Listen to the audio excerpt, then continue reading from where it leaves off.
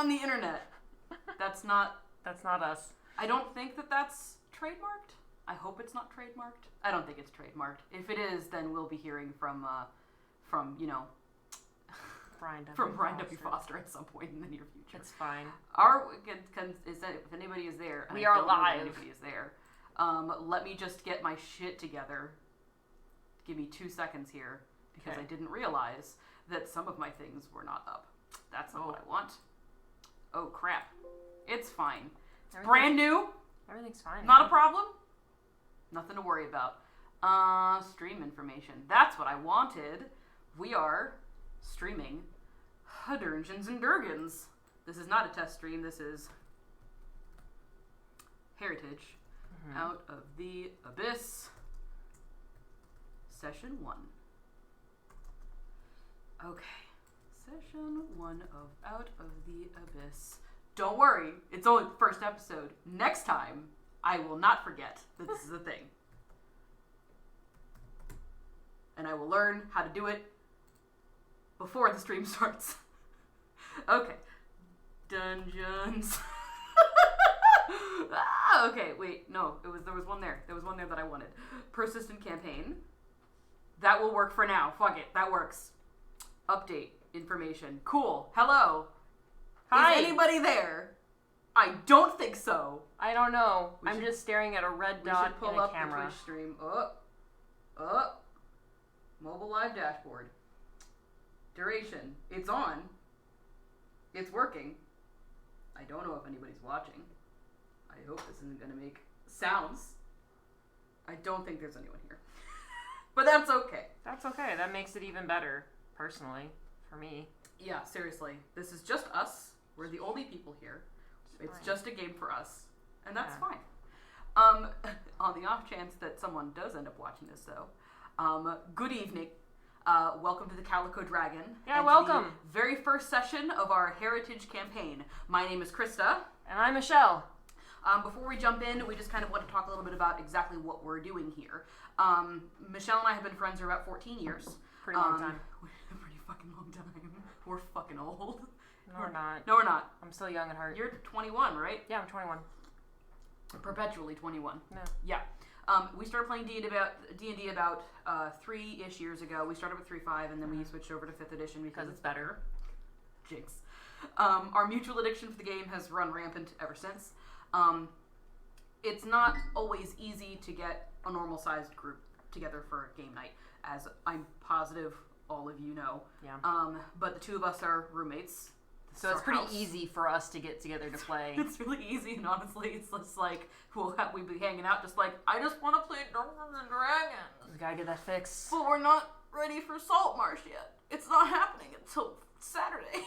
Or Friday. Or Friday. Or whatever day it ends up happening. Yeah. You know. We can play next month. It's Christmas season time now.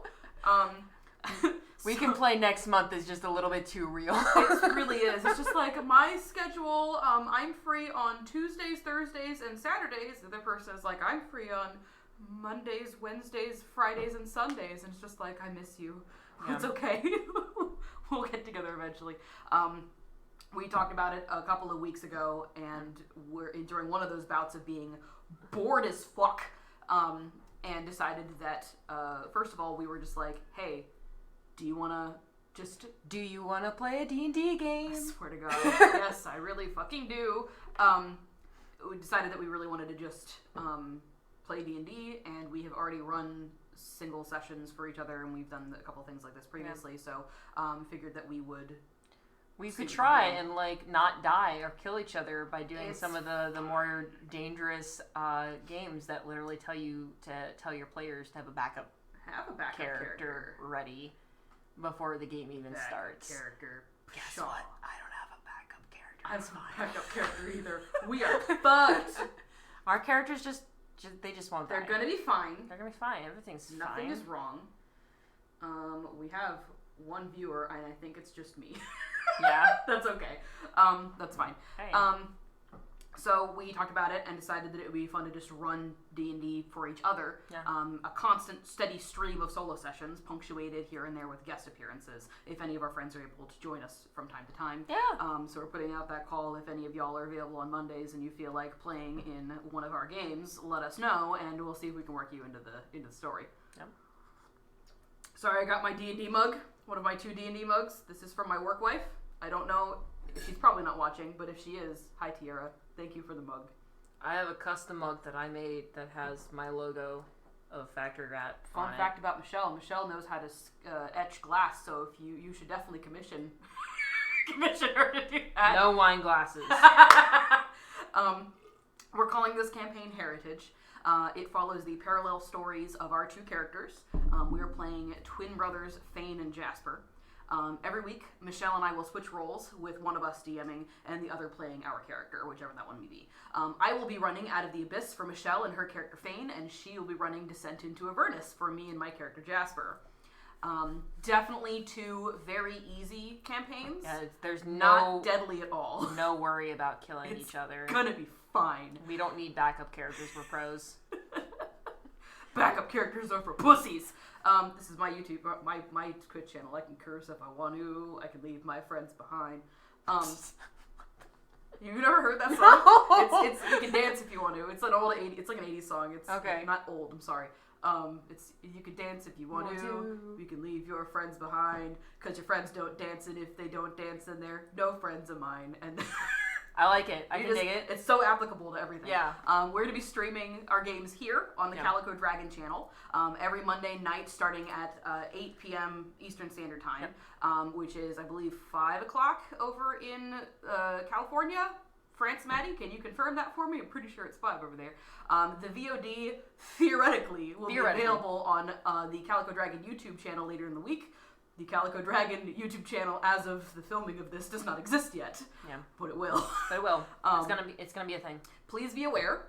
In the interest of making these definitely really easy modules function for a party of 1, we are going to be taking some liberties with the rules here and there. So if you are like, tieflings don't have relentless endurance. They do now. Well, they do because of the fact that we're both half-orcs also, so it's a weird thing. It's like not, it's like that's literally the only thing that we're pulling from our half-orc heritage, but it's, listen, just let us have this. I don't want to hear any bitching. We need this. I need this. We both need this. We both need this. Descent to Avernus. Like just... It's gonna be bad. We're not currently sponsored. No. But if you want to... Oh, Jesus. Can you fucking imagine? I could be like Sam Riegel. I think I could be like Sam Riegel, too. Just the chaos. Just... We need to have an election. Do we? I don't know. I am going to be using, personally, for me, I am going to be using, for now and tonight, a combination of Sword Coast Soundscapes and Soul Candle on YouTube for background music. I am also using... a really cool application called Monster Forge to make paper minis because we have a lot of minis. I don't know if you can see them because I don't have the thing pulled up right now.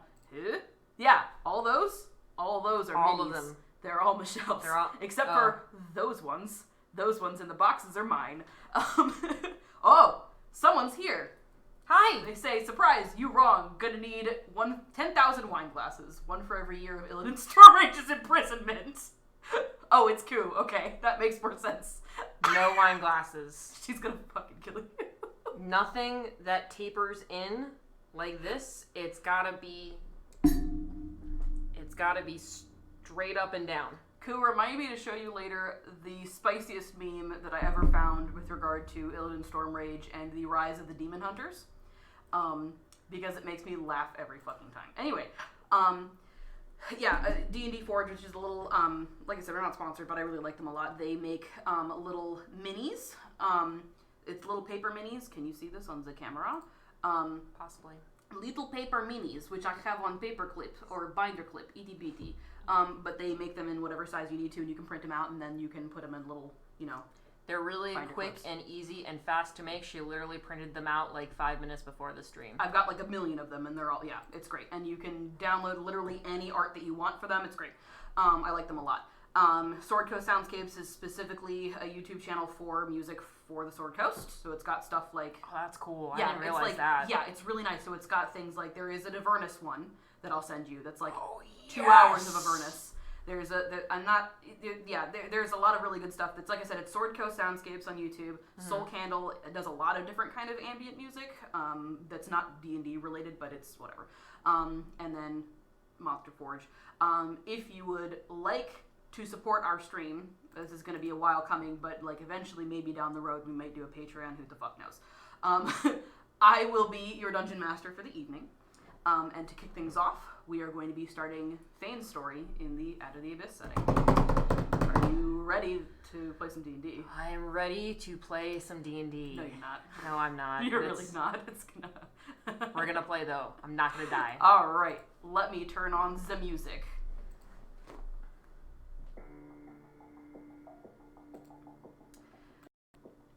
You're standing in a dark room. It smells awful. Rancid. You fumble for a light, and the lantern in your hands flickers on. A cloud of spores and flies nearly blot out the light. The buzzing is horrendous and keeps getting louder in your ears. A person lies in front of you, slumped against the back wall of the little room. It's a drow, a male, and he's covered in fungus. The mushrooms start to grow and grow and grow until they encompass half of his body and crawl up his face with a sickening crackle. You look down at your own hands and watch as the fungus starts to spread up your wrists, your arms, your neck, your face. Movement snaps you to attention as 2 Dwargar enter the room. One of them looks like a strangely familiar little half-elven girl, but you can't quite put your finger on who she is. They both come forward as one and slash open your stomach before you can react. Your insides burst into a plume of red spores. They cough and sputter, and the fungus begins to envelop them as well. You aren't sure why, but suddenly you can hear the Dwargar's thoughts now. They cry out for their wretched god, screaming both verbally and in your mind. One of them sounds a lot like Jasper. One of them is Jasper. He looks up at you, pleading, his eyes wide with terror. Why did you leave?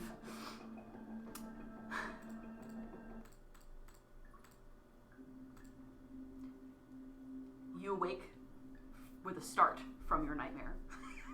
Unsure for the first few seconds of wakefulness whether it truly was a dream, and come face to face with the peering visages of a dwarf and a female dwarf and a male gnome.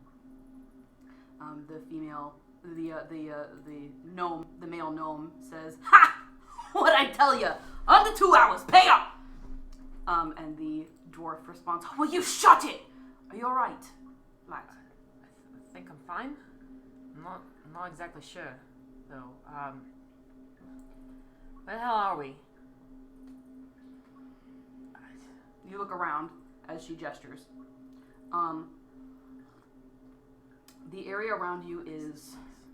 You appear to be in a dark, dank cave. You can hear vaguely, somewhere in the near distance, the sound of a waterfall. But it's not in your visual range. Okay. There's very little light in the cave that you're in. There are a couple of little spots of what look like maybe bioluminescent fungus, just kind of softly glowing blue in a couple of the corners. And in their light, you can see the movement of various different forms. Just kind of, some of them are still and just kind of shifting. Some of them are actively moving around. 1 or 2 of them are pacing. You look as you're kind of just taking in the area around. So we're not exactly chained or anything like that. You look down at yourself, and as you start to kind of move, you are chained. You're not chained to the wall or anything, but you do have an iron collar that's bolted around your neck. You do also have an iron belt, and you have iron shackles, and these shackles, your hands are apart. And you can move them around a little bit, but they are chained to the belt. So your movement is limited. They do move around the belt a little bit, so you can still have a little bit of range of movement, but it seems very deliberately trying to limit the amount that you're able to do and how far you're able to stretch and all that. Can I feel around on this collar thing and try to see how it actually like works. Okay. Like, is there a key or a latch? Sure. Or something. You feel around for a second. This isn't really something that you would need to check for. I don't feel. It feels like it has been bolted to your neck. There is no lock. It is just bolted together. Clearly, the intention is for this not to be taken off, just in general. You can also see at the far end, sort of the smaller tapered end of this particular cavern, you can see that there is a gate. It's about 10 feet wide, about 10 feet tall. Just gate. Iron, steel, nasty looking, just cruel gate. Okay. I've been out for a little bit here. Do I know exactly how long I've been out? Can I feel, I guess, my hair? Sure. And try to see if I can gauge. Give me an investigation check, I would say. First roll. First roll! Is it a 1? It's not a 1. Good. Then it's not cursed. 14. 14, okay.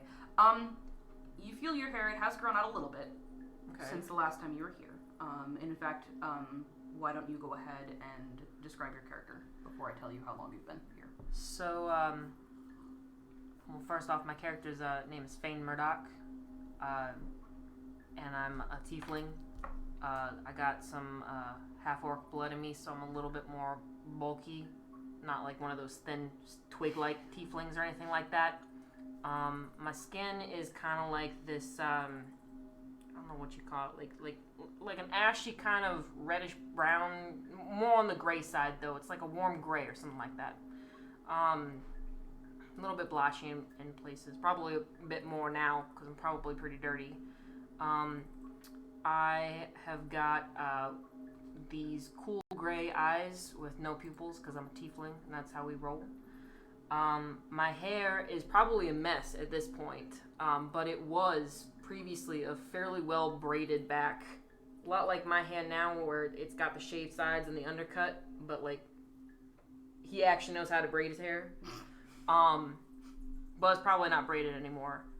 He's also got like a box beard kind of going on, almost like the Viking kind of like, where it comes on both sides, comes down here a little bit, maybe like a little tuft that he's put together. Again, probably splayed out at this point. One of the more interesting things about him, though, is that on his right hand, he's got some nasty-looking scars. It seems like his hand has got like burn scars almost all over it that have been healed, but doesn't look like it moves quite right. And then up all around his arm are these, I think I heard them called like Lichtenberg scars, something like that.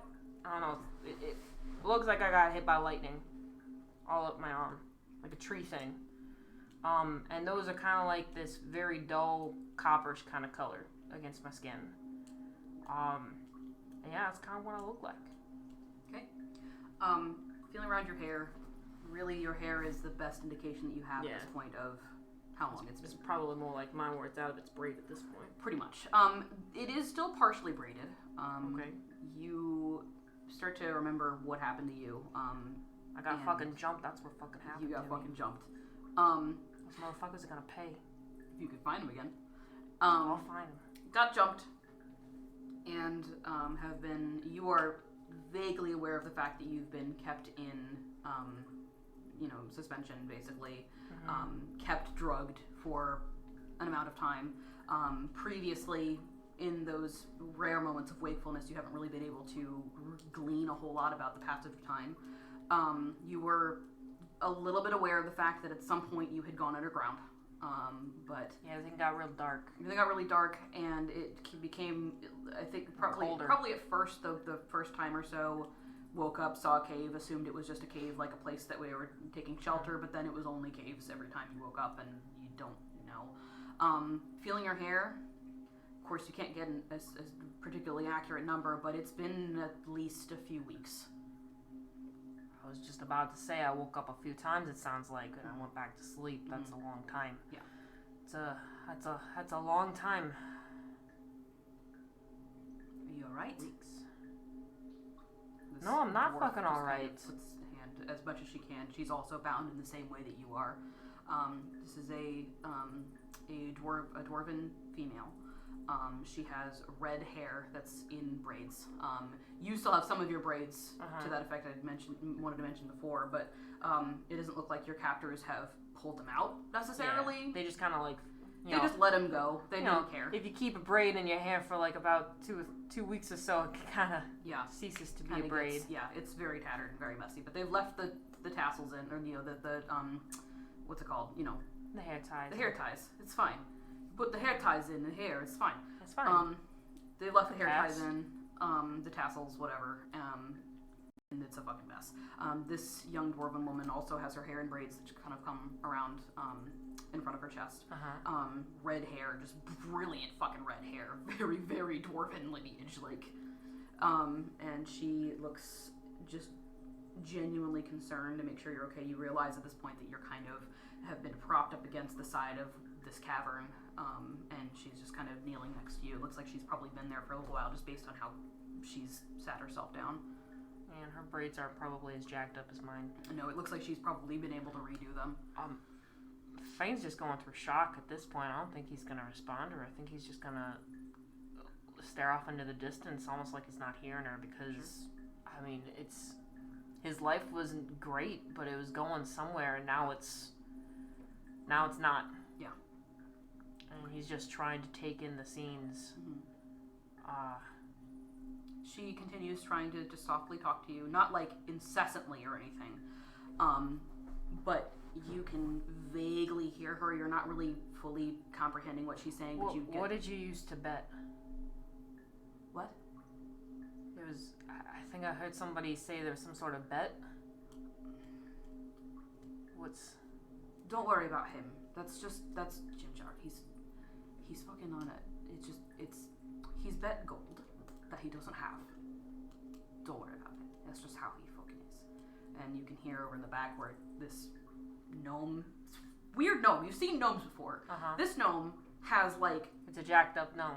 It's not even that he's jacked up. It's just that he's got like gray skin. Like all the gnomes you've seen, they look like baby humans, basically, and they hate it when you refer to them like that, but this guy looks a little bit more robust. They really also hate it when you ruffle their hair. They do, yeah. They fucking... It's just fucking scrappy as shit. That's why I play a gnome and WoW, it's great. He looks kind of odd. You can tell there's some gnomish features to him, but it seems like a distant, like, relative, like a branch of the gnome family. And he kind of looks over and is like, hey, I'm gonna collect up on that offer. Well, he's not pointing at you, but pointing at the dwarf. At the dwarf. And is like, once we get out of here, you owe me that gold. And she's just like, oh, piss off, I'll get it for you. Good lord. So there is so just to clarify, there is a actually getting out of here in question? Depends on who you ask. As far as I'm concerned, yes. Well, what if I'm asking you? Well, as far as I'm concerned, yes. But don't talk about it very loud because are there any guards here? You look over and see that there is standing at the gate. There is a guard. At first, you're just like, is it a human? What the fuck is it? It's a half-orc. And you realize as it moves, just kind of, it's not looking at you or anything. It just kind of shifts to like scratch itself or something. This thing's pretty big. Like it's not gargantuan by any means, but it's big and gangly and misshapen and like grayish green and has this like bestial face with teeth. Go ahead and give me a nature check. Second roll. Second roll. Still not a 1, but pretty damn close.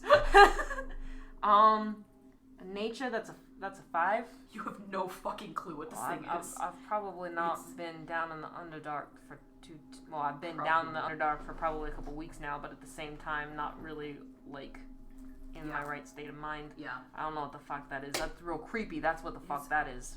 Don't fuck with him, right?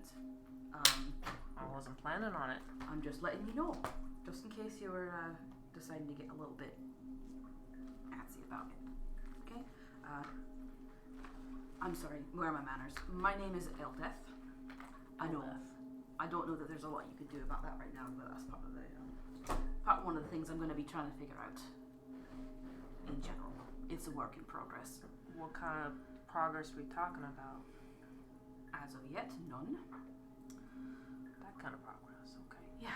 Okay. But, well, the point is that, as far as I'm concerned, keep your chin up. It'll happen. You just gotta be patient. So I'm just kind of like trying to wrap my brain around like, what the hell are we doing here? I get that we're captured of some sort of nature, but like, what's going on? Is it labor? Is it being sold? What the fuck is going on, man? I don't know anything down here.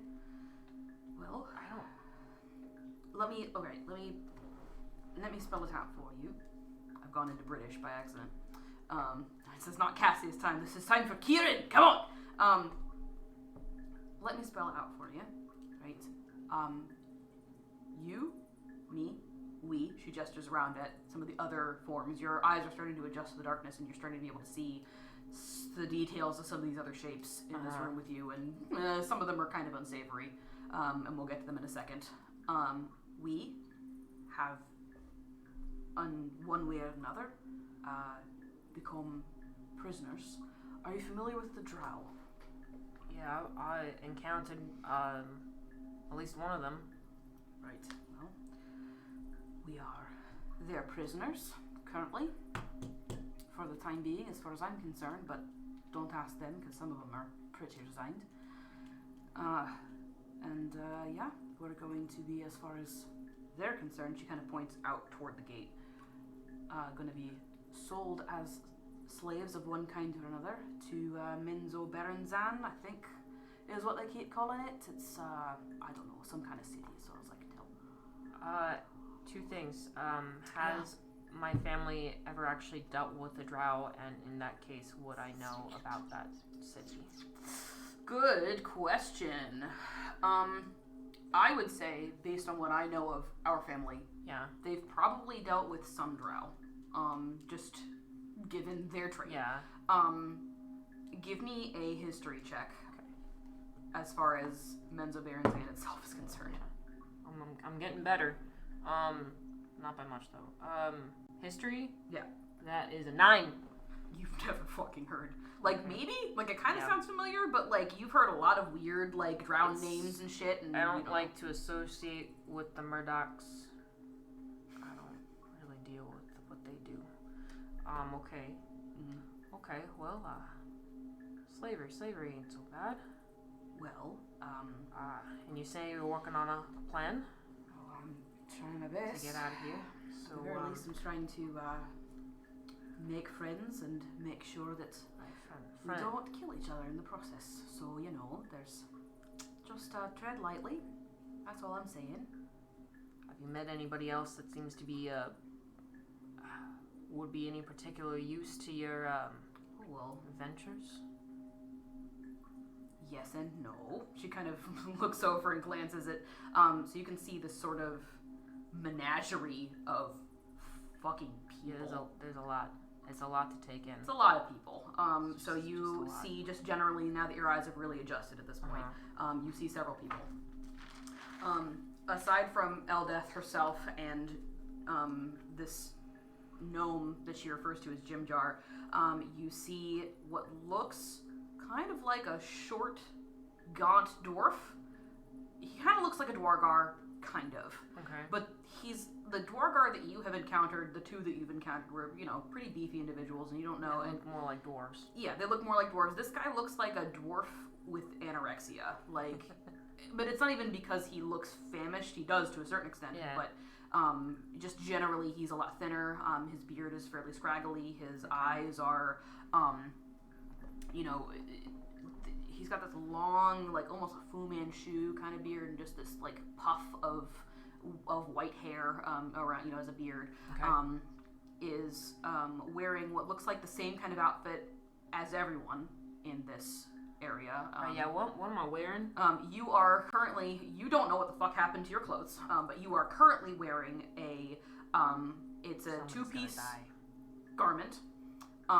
It's a shirt and pants. Okay. There has been a hole roughly cut out of the back for your tail, very roughly. The fabric. I got a tail. You do have a tail because it's tiefling. I have a tail. There are. It is itchy. It is not comfortable. You are guessing probably by design. Yeah. Also by design, it seems like some of it has been stitched with almost reflective, bioluminescent, glowy shit on it. So it's one of the first things that you saw of the other prisoners in this area with you was not their visages themselves, but the glowing shapes of their uniforms as they moved around. You get the impression, probably so that it's very easy to keep track of them even in the dark. Yeah. You are wearing that, as is everybody else. Okay. You see, so you see this weird-looking gaunt dwarf wearing this uniform. You see another one of those big fucking beast-looking creatures, just sitting very proper in the corner. He's kind of filing his teeth with a pinky finger and his claw, just sitting very proper, carrying himself with this air of dignity in a way that the other one that's guarding just isn't. I look over the other one, he's scratching his ass. Pretty much, yeah. That's what he's doing, just like you see the figure that was pacing that you saw earlier is an orc. Not even a half orc, like a pure-blooded orc that is and you've been around half orcs and stuff, Mom's a half orc, but you've never really, like, being around an orc is a little bit different. Yeah, I'm technically a half orc, but like not really. I'm kind of like the runt of the litter. Same with my brother, but like this makes my dad look like the runt of the litter, I'm guessing.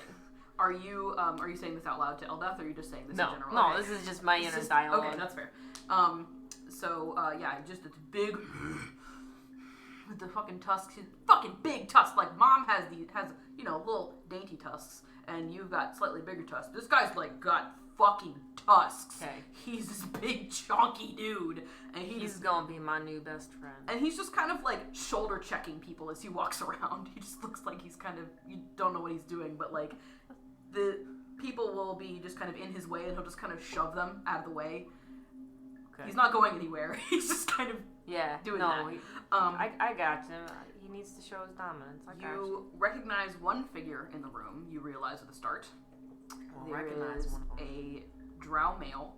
Oh, fuck this guy. Sitting off by himself in a corner. He is conscious this time. Oh. Still kind of breathing heavily. You can still see some of the fungal infection on his face where it was before, but it doesn't seem like it's causing him to lose consciousness at this point. And he's not making eye contact with anyone. He's just kind of sitting there and gently fiddling with his fingers. I think upon seeing this guy, Feign's gonna start to get pretty freaking angry. Sure. And he's actually going to just stand up. Okay. And Eldeth is like, wait, where are you going? What are you doing? Over to the drow. Okay. Ignoring the dwarf. Okay. I am not walking as if I'm going to punch anybody. Okay. Walking, trying to keep my cool, but inwardly I'm like, this motherfucker. Fuck this bitch. Fuck this bitch. Okay. And I'm just kind of while I'm walking, I'm kind of continuing to look at other people around and kind of gather my surroundings. I make sure to avoid the orc. And whatnot. He kind of looks over at you as you start moving, and is just like, and keeps doing what he's doing. He's going in a different direction currently in his pace. Yeah. You see as you're walking, just to finish the menagerie, You see a fish. Like a fat fish. I just kind of stop for a second and just kind of look him up and down. He's like your size. He's just kind of sitting very peacefully, like in a meditative stance almost. You've never, like, what? Hey. I genuinely don't think that you would have heard about these things anyway, so I don't know that I'm gonna have you make a check even, like. No, I'm not gonna even try. I'm just gonna kind of look him up and down, like. He smells like a fish, too. He just kind of is sitting there. His eyes are closed? Yes. Just sitting there. Feign's gonna kind of sidestep away from that. Okay, as you do that, you hear a and you look over and something scurries near your feet. And it is this little mushroom that moves. It's got 4 legs. It does not have a face, but it's this little, like, almost circular little mushroom thing. It's about that big. Yeah. Maybe a little bit bigger. Yeah. It's about the size of a small dog. Or a medium-sized dog. It's this, little mushroom. And it just kind of makes a squeak noise and then runs away behind a couple of stalagmites. Okay, yeah, that's pretty freaky. And kind of hides and peeks out. It doesn't have eyes, but it's still peeking out at you. And then hides again. And then it runs back behind the fish. And the fish just kind of, like, opens up an eye, looks at it, and just kind of goes back to meditating. Nods in your direction, even though he's got his eyes closed at this point. Just kind of, like, do the whole thing. He does not respond because his eyes are closed at this point. Continue on. And then the other 2 things that you see are these, it looks like 2 more of these strange gnomes. Okay. They look even weirder than the first one. It, like, the more you look around, the more you're just like, what the fuck? This is a great cast. I love them. When Michelle was like, you'll like Out of the Abyss, there's a million NPCs in it. I was like, you read my mind. I love NPCs. There is a 2 gnomes. Okay. Male and female, question mark? Probably. Like androgynous or just kind of like... Just sort of scruffy and weird to tell. Like, you can, the more you look at them, the more you're like, okay, yeah, there's definitely a male and definitely a female, but like, it takes you a minute to really, they look, their proportions are weird, they look kind of scraggly. And, I don't judge, but you know, they scraggly. One of them is just kind of, one of them is talking, like, incessantly, under her breath, like, to the other one.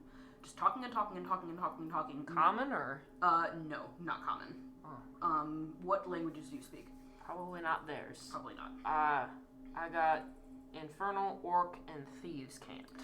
Yup. Nope. You do not speak the language that they're speaking, and she's whispering it anyway. So. Okay. Yeah, and just kind of chittering and chittering and chittering and chittering to the other one, who is just kind of grunting every now and then in response. Okay. Yeah, and that is the fucking cast. Yeah. All right. Feign's gonna continue. After kind of surveying everybody.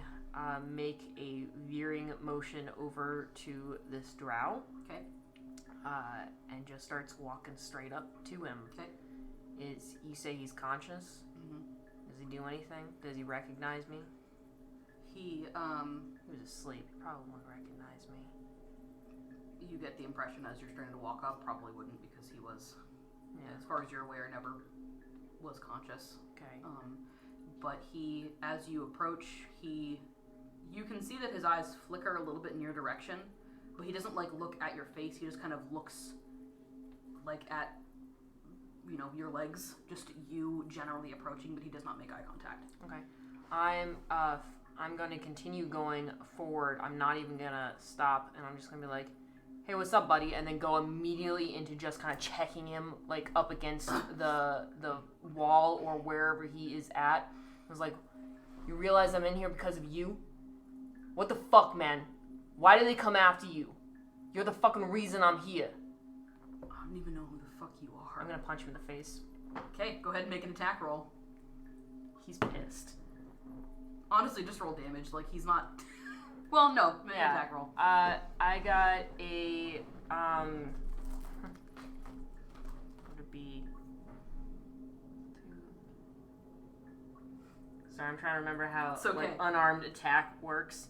I think I have a 15 to hit him. That fucking hits him, yeah. 100%. Okay. He's not wearing armor. And I think it's just like Well, it's a point. It's 1 point plus your strength, so that'd be 3 points. Yeah. So he takes fucking 3 points of damage as I just clock him in the cheek. What the fuck is your problem? You're my problem. I don't even know who the fuck you are. Yeah? That makes 2 of us. Why the fuck am I here? Why were they after you?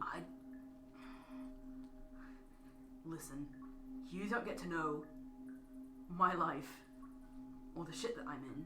I don't know who the fuck you are. I'm gonna punch him again. Fucking pick. Okay, go ahead and make an attack roll. He's mad.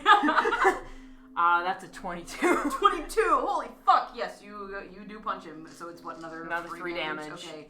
At this point, he kind of just pushes you off of him, or tries to. And why the fuck were they going after you, man? Because they don't like my kind. You're one of them. I'm not one of them. It's different. And what the fuck were you doing at that farm, huh? I was hiding. You put all those fucking people in danger. You killed. What was wrong with me? Also, what the fuck is wrong with you? You're like sick or something like that? So maybe something's happened to you. Maybe you should have thought about touching me first.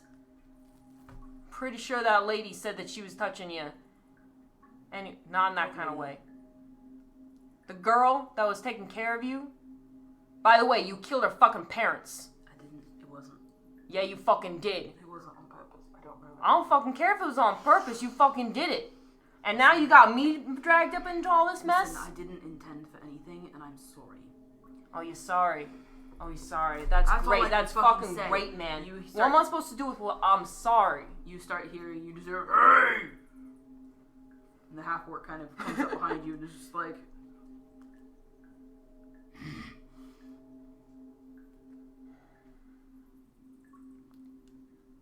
No one bullies but me. Sit the fuck down. Feign is probably going to look at this orc and realize that he may be kind of strong, but not as strong as this guy. This guy's pretty fucking jacked. So he's gonna back off, but then look over at the drow and just kind of give this, like, I'm coming for you kind of look. And then walks away. As you walk away, the half-orc, or not even half-orc, the orc kind of watches you and then just kind of, like, pushes the guy against the wall. So he, like, knocks the air out of his lungs and then he sits down. And I go back over to the dwarf. She's just like, I just kind of sit back. What are you doing? That's the fuck What the fuck was that? It's just business. It's just business. What the fuck was that? What he did to you? What, he got you down here? He did. Well, how'd that happen? I don't fucking know. I was just trying to help him, and then all of a sudden I got captured because of his fucking ass getting mixed up in all this shit, and now I'm mixed up in it too. Sorry, I just needed somebody to punch. Well, be careful with that, because some people with tempers in here. I'm sure you met one of them. Well, yeah, I know not to punch that guy. I'm not stupid. Don't punch that one, and don't punch some of the other ones, and keep your temper down, or you're gonna get in trouble. You get in trouble and bad things happen. That's all I'm saying. Yeah, what kind of things? Come here. She pulls you over to the gate. The creature that's out there kind of looks at you as you approach, but doesn't actually do anything. Just kind of... I just kind of look at him and I'm like, hey man. Yeah, it's a nice smile though. And it just kind of goes back to what it's doing. You look out of the gate and she starts pointing out. Okay. You see that you are in an even more massive cave beyond the gate. It's fucking huge. There are stalactites and stalagmites of all shapes and sizes all over the place. In particular, there are 3 stalactites. 3? Question mark? Can 3. you pass me out of the abyss? I'm pretty sure it's 3. I'm pretty sure it's 3, but now I'm doubting myself. I left it all the way over there. Help. Yeah, I brought it over to you. Yeah, well then I wanted to put it over there for the picture. I'm pretty sure it's just 3 stalactites, but I'm trying to remember. That's the wrong one. Here we go. 4. I'm glad I checked. There's 4. There's 4. There are 4 stalactites. Okay. Fucking massive stalactites. It looks like with windows and doors carved out of them even. From the angle that you're at, you can sort of see all 4 of them. You can kind of see the edge of a couple of them. Just a little bit, where you assume that's another couple of them just based on the shape. But so they're going, like, I'm looking out this way and they're going... Yeah. Are they going on either side of me? No, they are going entirely to your left. Okay. There's one almost directly in front of you. It's one of the pretty big ones. Okay. There are bridges leading to some of these things and kind of crisscrossing through this area. You can see that there is about 5-foot ledge directly in front of the gate. Okay. And then it just drops. And I can't don't see. know how deep it is. Are the bridges, are they stone or are they rope? They are rope and wood bridges. Okay. And you can see that strung between all of the stalactites and all of the bridges and all of the stonework, this cliffside, are webs and webs and webs and webs. And they're not just like little bitty webs. Like, you look at them and you're pretty sure that could hold body weight. They're fucking heavy duty. Has anybody ever gotten stuck in one of those webs before? When they throw you out onto him, yeah, if you misbehave enough. And you don't like what happens next. So, be careful who you pick a fight with. And just answer me this, the people that get thrown out on those webs, they come back? Not usually. Not in my experience. I haven't been here long, but, no, they don't. How long exactly have you been here? It's a bit hard to tell. You know, my people we live underground to a certain extent, but we still judge the passage of time based on the sun. Probably a few weeks. Here, in this place. I don't know how long it took them to get me here, but, yeah, a few weeks. I'm just warning you because I've almost fallen into it myself. Kind of takes a moment to just kind of look out. The creature is still right outside. Yeah. Can you understand me or anything like that? Because, no offense, but you don't look exactly like you that. Give me a persuasion check for it to be able to tell that you're talking to it.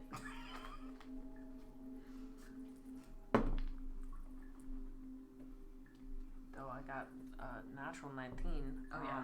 It so kind of turns and looks persuasion at you. is 23. Okay. It turns and looks at you. Not saying that you don't look like you're intelligent or anything like that. It's just says something in a language you don't understand. okay. So you do have some sort of language. That's pretty nice. They speak, but they don't speak common. Do they seem to understand? Do you understand what I'm saying? It, like, the more you talk at it, it like smacks up against the cage. That's a little uncalled for right now. We're just talking. You see, as this happens, or like a couple of seconds after it happens, you see 2 faces appear in one of the windows on the far stalactite that's right across from you. Okay. They are drow. They are looks like male. And they kind of peer out. One of them in particular just kind of looks at you. Mostly looks at the creature, says something to it in the same language. It responds. You have no idea what they're saying. But the drow kind of nods and then disappears from the window. Okay. Yeah.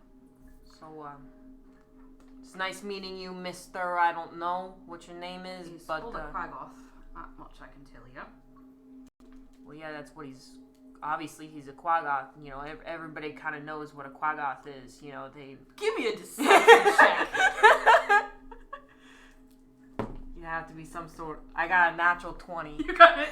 She's like, Well, Okay. I didn't, so I just figured I'd let you know. Yeah, Sorry. I appreciate that. That's pretty nice of you. I was just kind of, I don't, just like I don't like being called tiefling or anything like that. I was wondering if he had a name, not that he'd be able to tell me or anything like that. I'm guessing because you don't understand what I'm saying to you. If you have a name, you should tell me your name. On the cage again and like reaches a claw in. Not like you can't.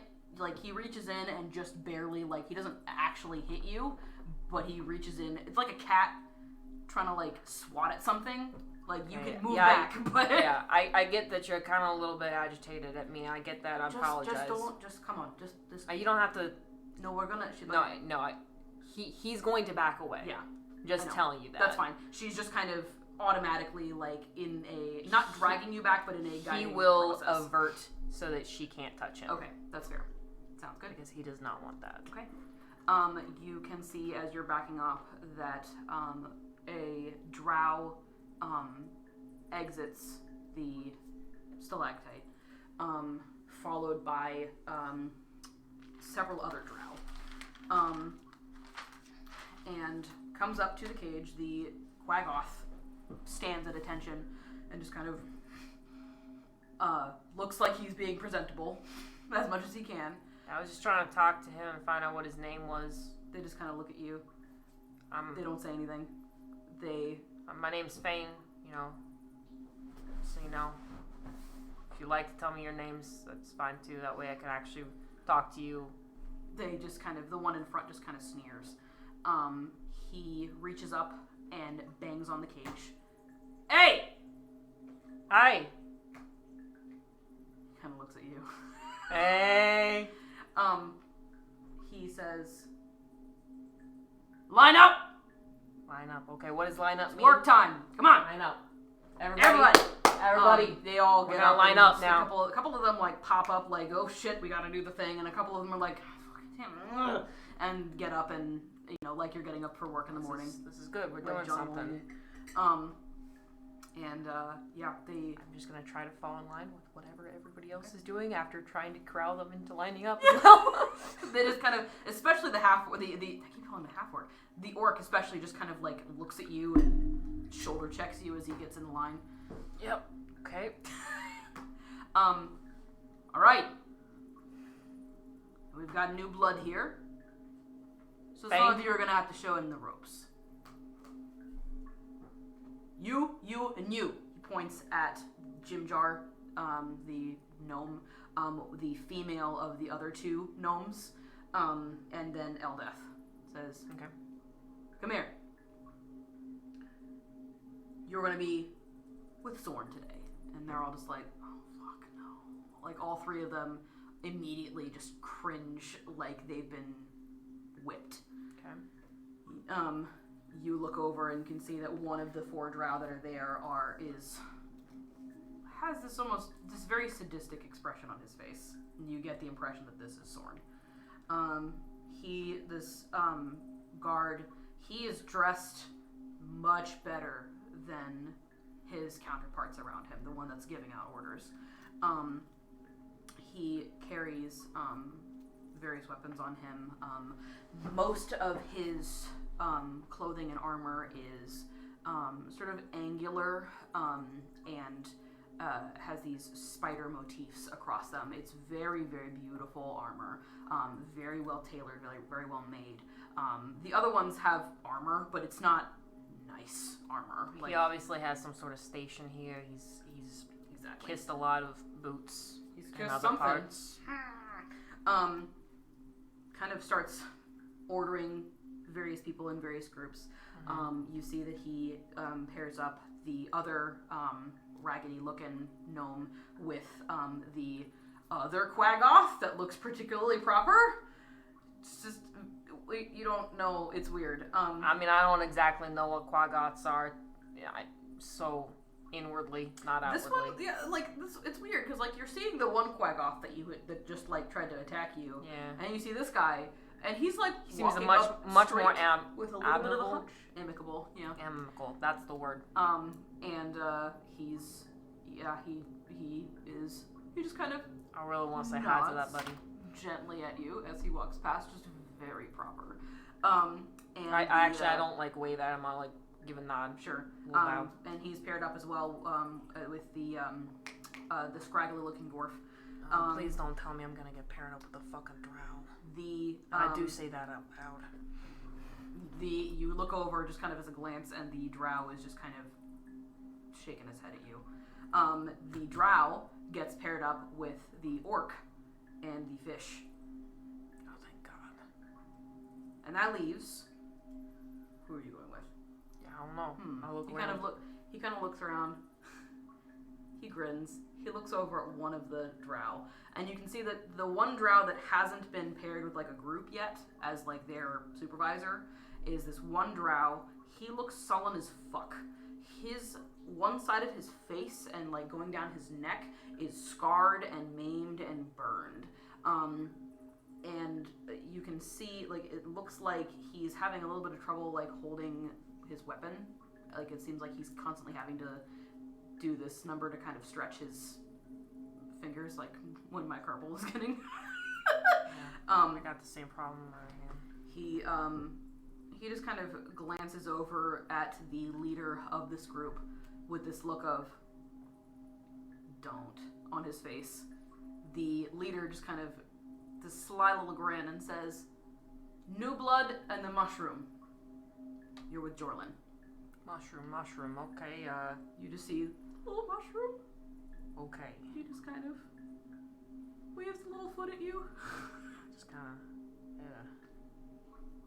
Okay, so what are we doing? So they take you out of the thing, one group at a time.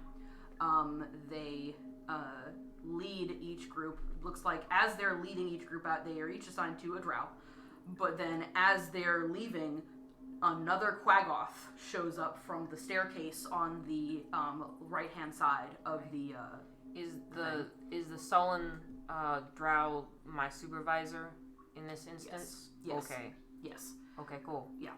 And they the group 1 is let off somewhere. You don't know what they're doing.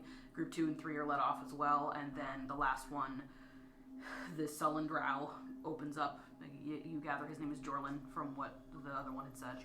Jorlin. How do you spell that? It is where is it? Jorlan. Jorlin. He waits his turn, opens the gate up, jerks his head, kind of socially pins you as you start to exit, and it just says, "You're new here.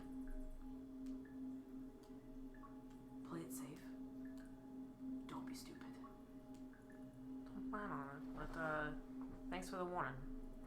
Appreciate it. He doesn't even nod. The nod was me. He just kind of motions for you to keep moving, and you can see that there's another Quaggoth that's waiting to escort you, basically. Brings you through, it looks like across, what is the map? Where is it? Sorry, one moment, please.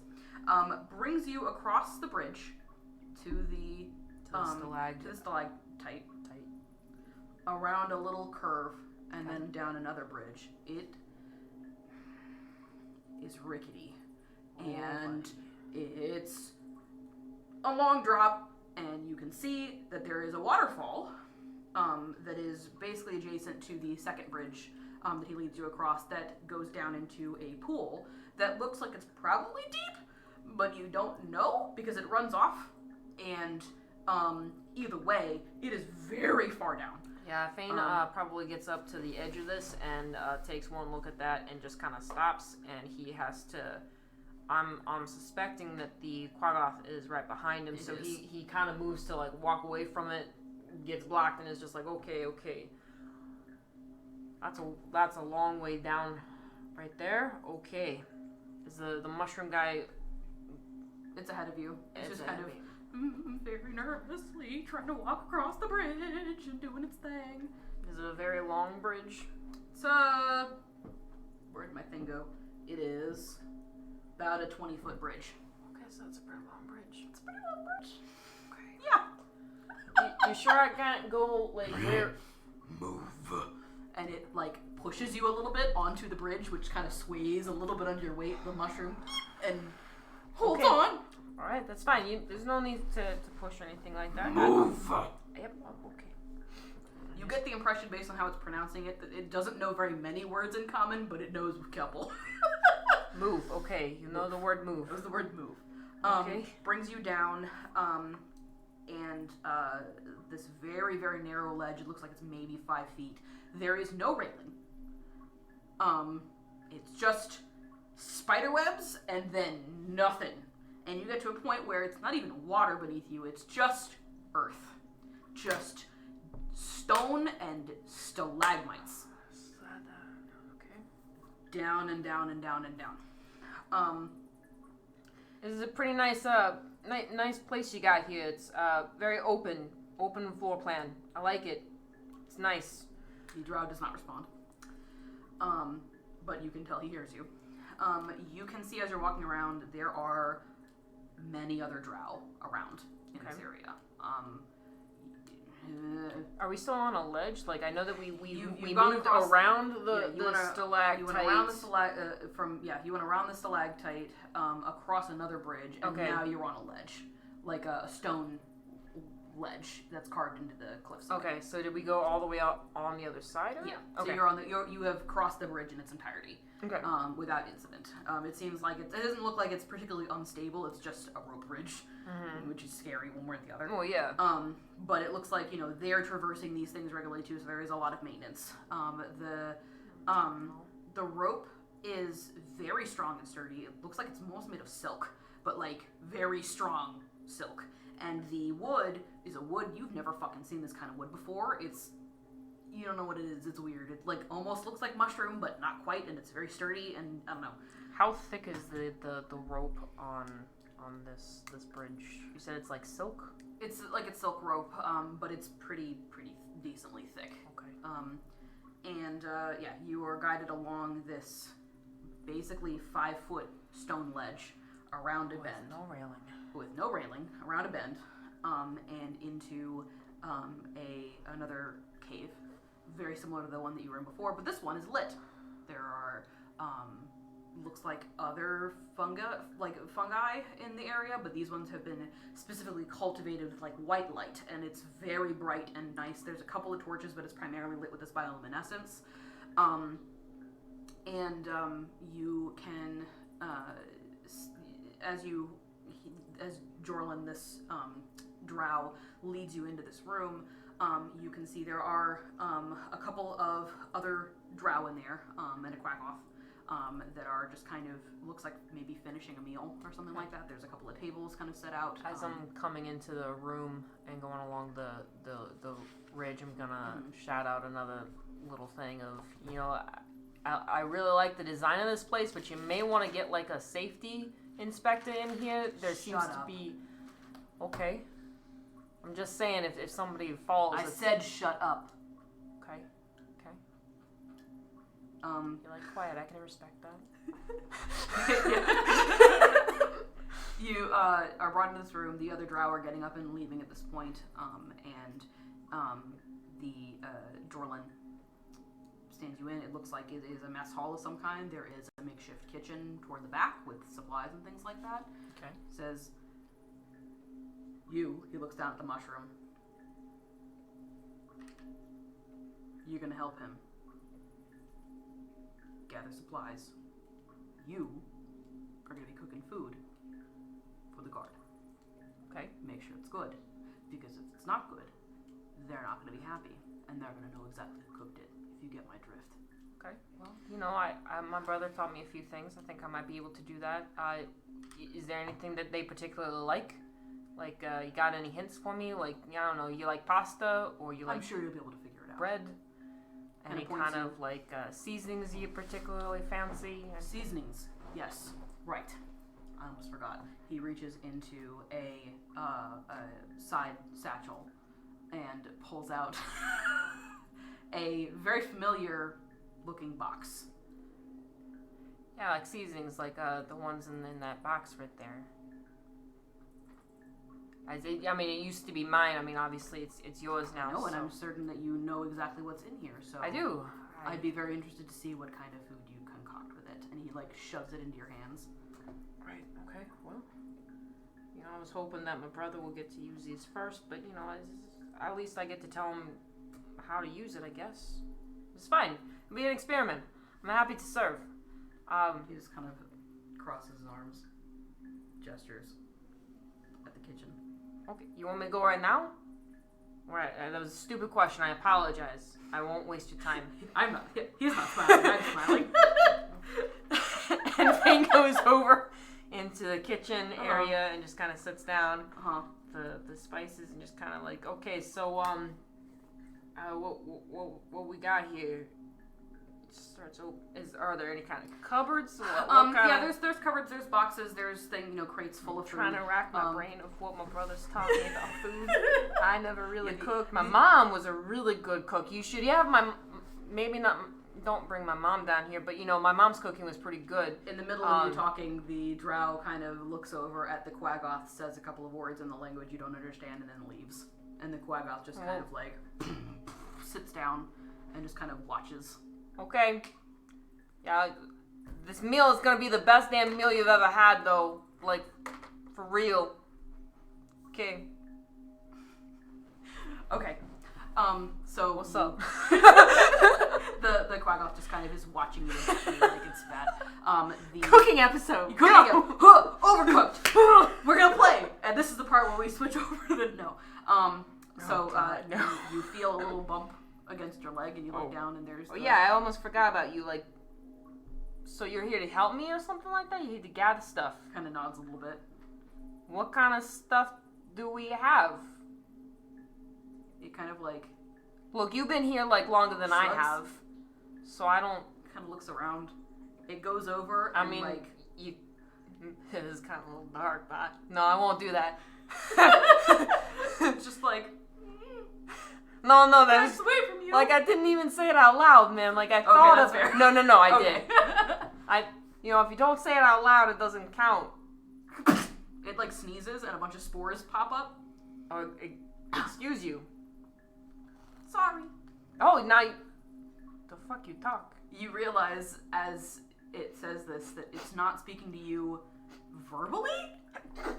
It's speaking to you mentally, but you can understand it. That was rank. Sorry. I don't really know how to cook. But well, neither the fuck do I. But we gotta figure this out. I don't eat food like this, so I'm gonna help because I don't want to get hurt. So I will help however you need.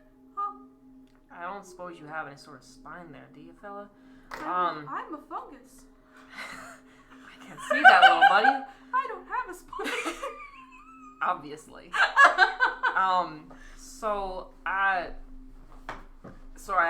cut off my dungeon master before they were able to explain to me what I had in this kitchen. What do I have at my disposal? You have various different foods and spices and things like that. Most of the spices are coming from you. There are a couple of very minor spices like salt and things that are generally around. Let's see. Do we got like a fire? Do we got a stove? Do we got some pots? It looks like most of the food it's dried and fresh fungi of various types, with which the little mushroom is staying far away from. Okay. Dried fruits, cheeses, preserved meat. Do I find any sort of? I find meats. You do find some preserved meats, yes. Okay. And I'm gonna take jars of spices, but they're mostly like salt and things like that. Alright, I'm gonna take out the meat. I find a couple mushrooms and whatnot. Mm-hmm. I seem to remember this one dish that my brother made. He didn't teach me how to make, or at least he might have tried, but I'm not a cook. But I try to find like a knife. Okay. Yeah, you can. Actually, you would not be able to find a knife. There's no knives. There is no knife. Oh, let's say it's like this. You find a knife, and then almost instantaneously afterward, the Quaggoth charges you and snatches it from your fucking hand. Okay. I was just, you see you don't know exactly how to cook, do you? That was pretty smart on your part, actually. It like pushes you out of the way, like shoulders you out of the way, and starts rummaging around just very roughly, and like gathers up all the sharp implements. Okay, and just well, what if I needed one of those? It kind of just onto the table and sits in front of it.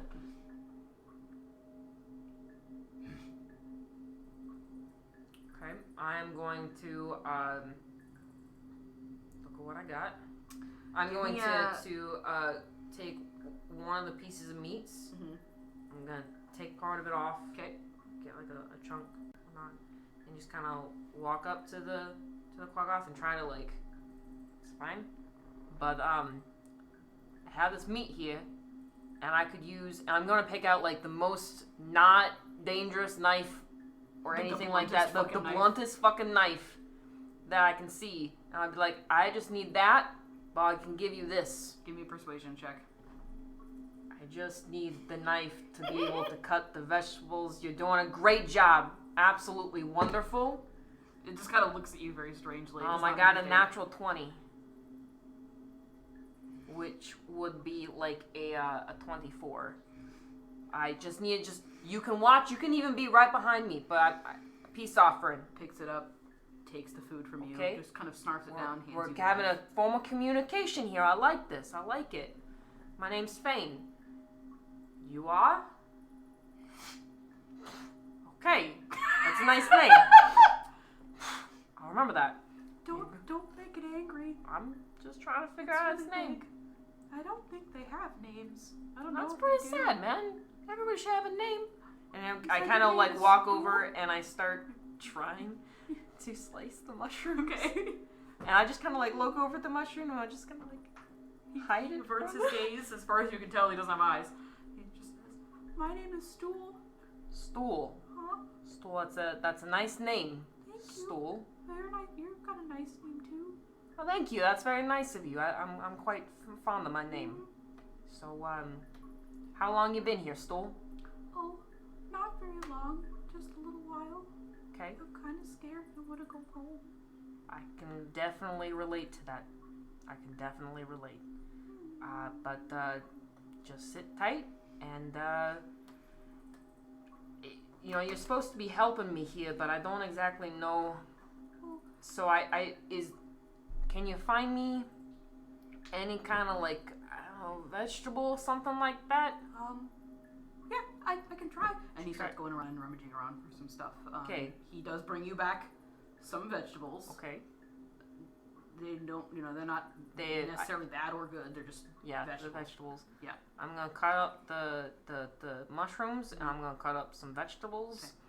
Okay. And I'm gonna try my hardest to get a fire started. There are some braziers around that are already lit and ready to go, partially for light, but also partially for cooking, it looks like. Okay. Then I try to find a pan. I'm like asking Stool to find me a bunch of things. Yep, he's running off, and as he finds things and you say, yes, that's the thing that I want, he seems to get like a little more perky and happy. I'm going to... Can I roll like a survival check to see if I actually remember how to cook? I was thinking it might be a performance check. I think survival, but either one is fine. Let's do survival. That works. Oh, we should have fucking done performance. I You done goofed. I done goofed. Is there anybody here? I don't know. Oh. Hey. I actually got fairly good though. It's an 18.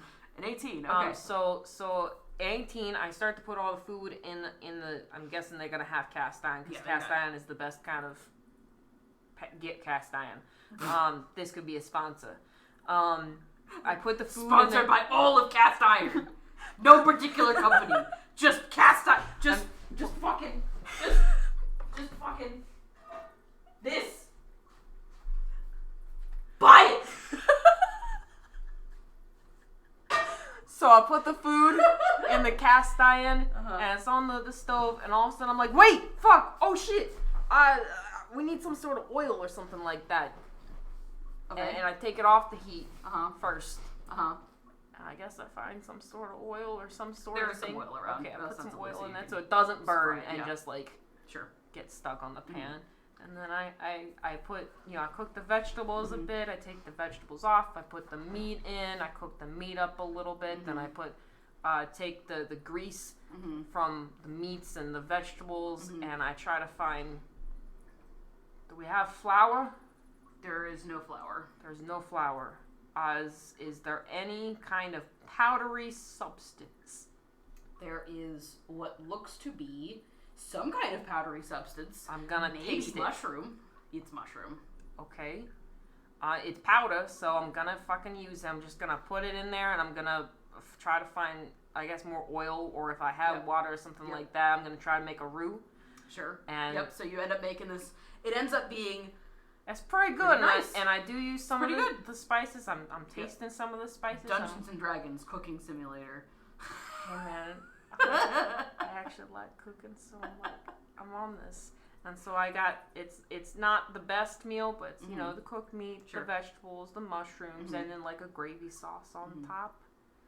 Okay, I think that's pretty good. I don't know. I trust you. Yeah, I can't ask you what your opinion is because you don't really eat, but I'm pretty sure me I would eat this shit up. So and they didn't really give me any kind of guidelines. I don't know if they're gonna like this or not, but it's the kind of food that they got, so obviously they should. I sure hope they like it because they get mean if they don't. Well, this is gonna be the best damn food they've ever had. After a little while, you end up spending the better part of the day, as far as you can tell, in this kitchen. Not cooking the one meal. Yeah. But you soon get to realize that no, this is your job for the day. You are a designated cook, and you end up literally slaving over food all fucking day. Well, now I ran out of the spice that I was using, so I gotta figure out some sort of different meal because I just have to not use the spice. Actually, I do try to keep a little bit. Okay. Oh, it needs the little packets. A little bit. Okay. I try my hardest to savor a little bit. I gotta show something for my trip. They some of the drow that come in are that was a good hustle, Stool. Thanks. I tried my best. You notice throughout this process that there are a couple of times where after about an hour or so, all you really get from Stool anymore is squeaks until he sneezes again, and then for another about an hour or so, and don't do that near the food. Sorry, I won't do it next time. No, you can do it. Just walk away from where I'm cooking, because I don't know if people. But then you would need to walk with me because you need to it's the thing. Well, then just tell me that's what you're gonna be doing, and I'll walk away because I don't really want you sneezing all over somebody's food. I can do that. Because that's a health violation. I don't know what that means. It means it's bad. Oh, I don't want to be bad. No. So just tell me that you're gonna sneeze, and I'll walk away, and I guess you'll fucking sneeze on me. I can only do it one more time anyway, so that's fine. It kind of takes some effort, so he does it one more time at some point during the day, and then you lose communication with him entirely. Okay. He seems very nice, very eager. Squeaks. He calls himself Stool. I call him Squeaks. Squeaks. He's just very nervous, a little mushroom baby. With no spine. Some of the drow, about the best. Yeah. Well, how the drow you get is indifference. Yeah, it's fine. I'm just slaved over this. I do talk to them. Can I do some sort of I don't want to. We could go through an entire conversation or whatnot if you really wanted to, but can I do some sort of at least a general carousing check of because I am definitely talking to these guys. Sure. Go ahead and give me a check. And I realize the DC's gonna be high because they don't really like me, but I've been rolling natural 20s, baby. But not right now. That's not gonna win. I got a 7. If it's charisma based, which is what I'm based, yeah. The best they do is they look at you. Okay. The worst they do is they just fucking pretend like you don't exist in the first place. That's fine. Do I learn anybody else's names? Because I'm definitely asking for names. Sure. You do learn a couple of names just based on how often they are spoken. And from one instance in particular, you learn the name Sure. So sure, we can do that, or yeah, okay. It's you're not really sure how it's spelled, but in reality it's spelled Shoor. Shor. Okay. They talk about him a lot. They're mostly talking in this language you don't understand. But you hear this repeated enough times that you can sort of gather that it's probably a name. Okay. The other thing that happens at one point is a female drow walks in. Okay. And the minute that she walks in, all of the other drow, who are all male, are immediately subservient to her. And you hear them all at the same time address her as this particular name and title. Like, you're not sure part of it's a name, part of it's title, but you do hear the word Ilvara as well in reference to her. Are they like Madam Ilvara or? It is. They are the Mistress Ilvara. The phrase that they would use is in Undercommon, so you don't understand. Can I give a? I don't know. Would that be like performance or deception check when I serve her food? I am notably less outspoken when she comes in, because I do pick up on the fact that, you know, everybody else seems like this is a head honcho, something like that. So I am picking up on the subservient kind of feels, but I did pick up on the fact that they've been like addressing her in a certain way. So when I give her food, I would like to be like, Madam Ilvara, and just kind of give it to her. She just kind of watches. Sure. And the drow that you had seen before, that was bossing everybody around initially, comes over and takes it from you and brings it and sets it down at a particular table that looks like it is set aside for her. She kind of looks at you, eyes you up, grabs you by the chin, starts like looking at you in a very particular way. She is obviously inspecting you like a horse. Like, okay. I just let it happen. Says something to Shore in Undercommon, lets you go, just kind of dismisses you with a wave of her hand. She is, like, exotic and stunning. Like, regardless of Feign's sexual preference or what he's into in general, like, she's a magnificent. She is objectively very beautiful. Does she eat here? Or does she... It looks like he takes it and puts it down on the table just for a second so that she can go and do this thing. Mm-hmm. And he immediately picks it back up and follows her. He seems to be like a servant particular to her. Yeah. I mean, so you can tell this is the drow in the very nice armor that you had met before, the very nice armor. Oh, I thought that was Zorn. No, Zorn is a different one. That's fine. He's another. Okay. Yeah. Sure, they've got similar names. This is not my fault. This is... Wizards of the Coast, you did such a good job making differentiated drow names. It's fine. This is great. There is... Sure is the one that looked particularly in good armor. Sorn is a different drow who has a particular sadistic look about him. Okay. Just the way that his expression is constantly. He had nicer armor, I think, and I think that's what it was, because was Shore there when we Shore was the one that was giving out the orders in the first place. Yeah. I apologize. I thought that was... It was sort of, because... I mean, there was a lot of names. I don't want to be racist or nothing, but all drow kind of look like... Hey! All drow lives matter. Oh, no. I'm sorry. Anyways, so they leave, right? They leave. There are still some drow in the area, of course, but yeah, they, as soon as she is gone, like, gone, mm-hmm. like, no chance of her, like, overhearing me or whatnot, but there's still some drow that were here when she was here. Yeah. I, like, do the whistle. They all kind of look over at you. That was a nice lady. She's pretty nice. I mean, wasn't she nice? All of them stand up and are looking at you. Yeah, obviously all of you guys kind of think she's pretty nice. She's a pretty cool lady. One of them walks forward, grabs you by the throat, and slams you against a wall. Okay. No whistling at the nice lady. I got it. I got the picture, okay? Understand the meaning of the word respect. Lets you go. Respect. I can do respect. It's fine. And he goes and sits back down. They all kind of still eyeing you, but they eventually go back to what they were doing. Okay. This is fine.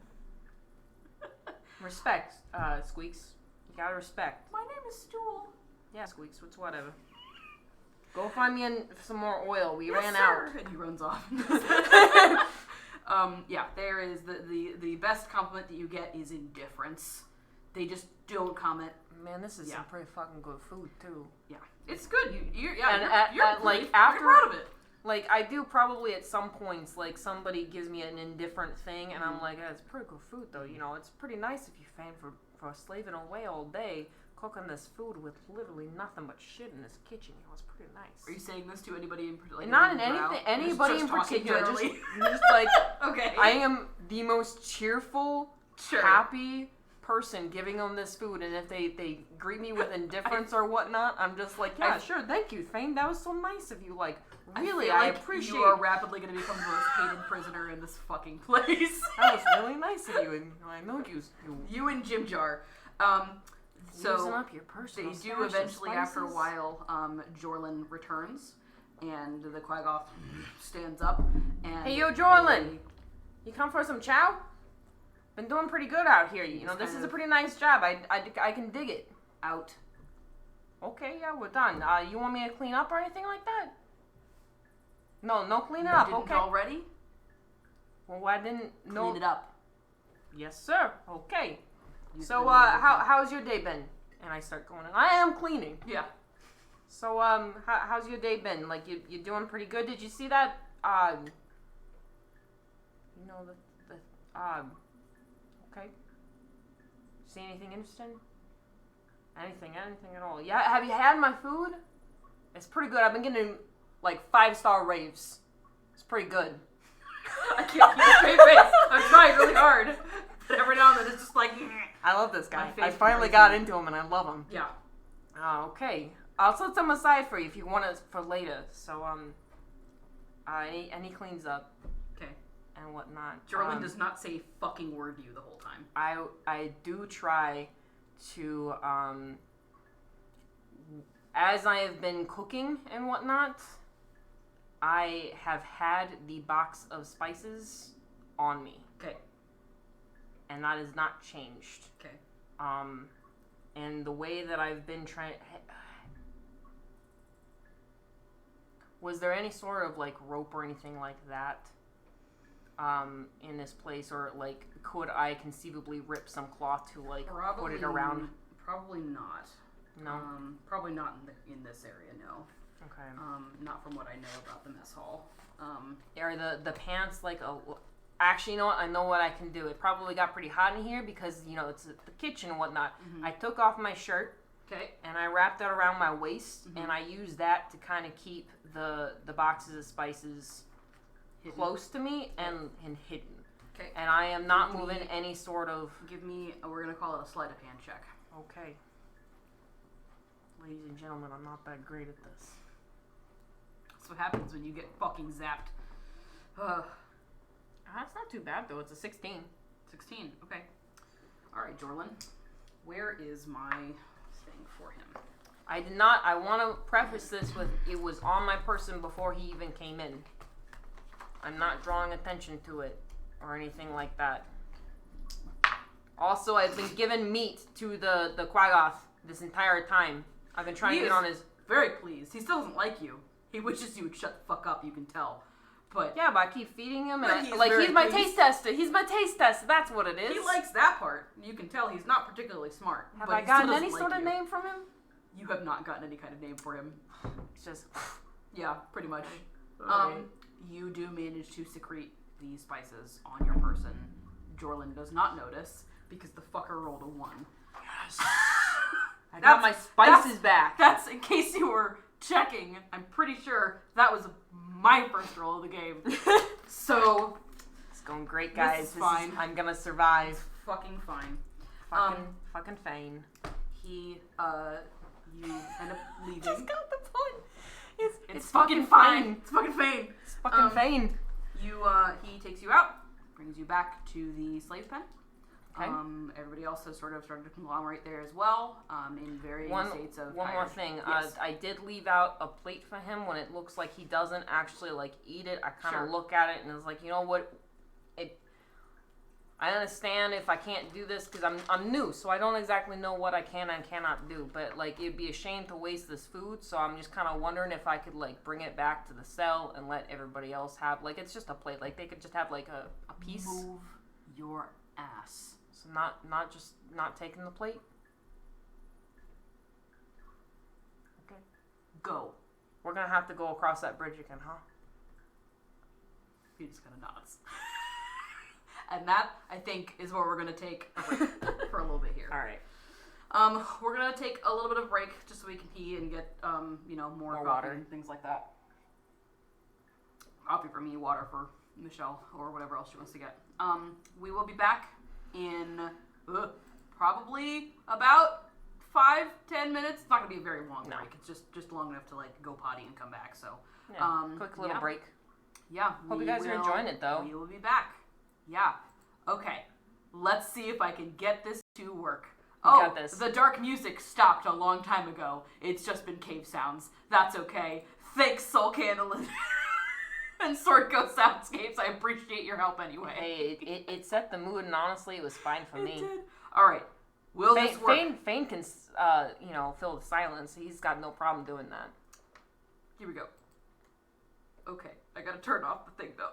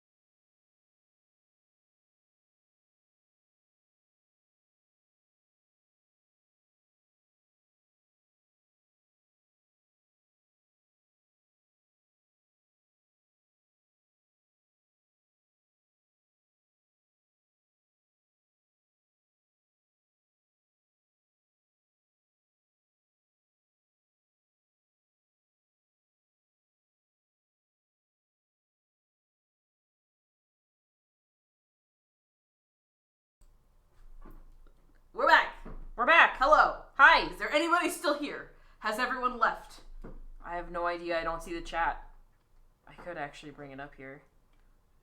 Also, I know who Koo the Blue is. Yeah, that's pretty obvious. I know who that is. The returning. Thanks, Koo. I know who that is. Who is Who's the other person? Who is this? Who is this? Why not? I don't know what that means. I think it's in reference to something else that was just happening. Who are you? I don't know who you are. Because there is a bit of a lag. Who the fuck are you, man? Who the fuck are you? Who do you think you are? What's your name? What's your name, buddy? It's an illusion. What the fuck?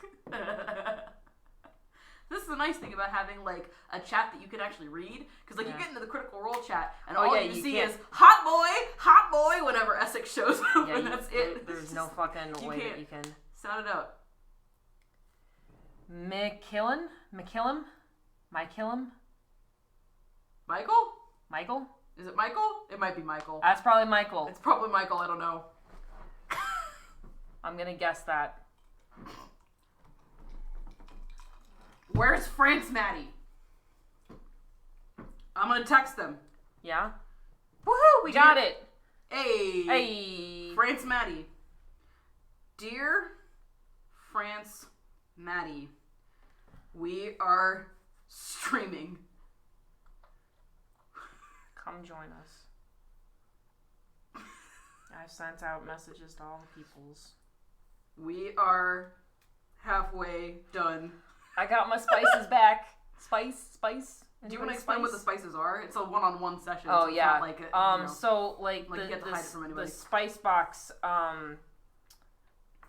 So I picked out a couple of different things that I had in my pack before I got jumped by some fucking Dugar who sold me to the Drow.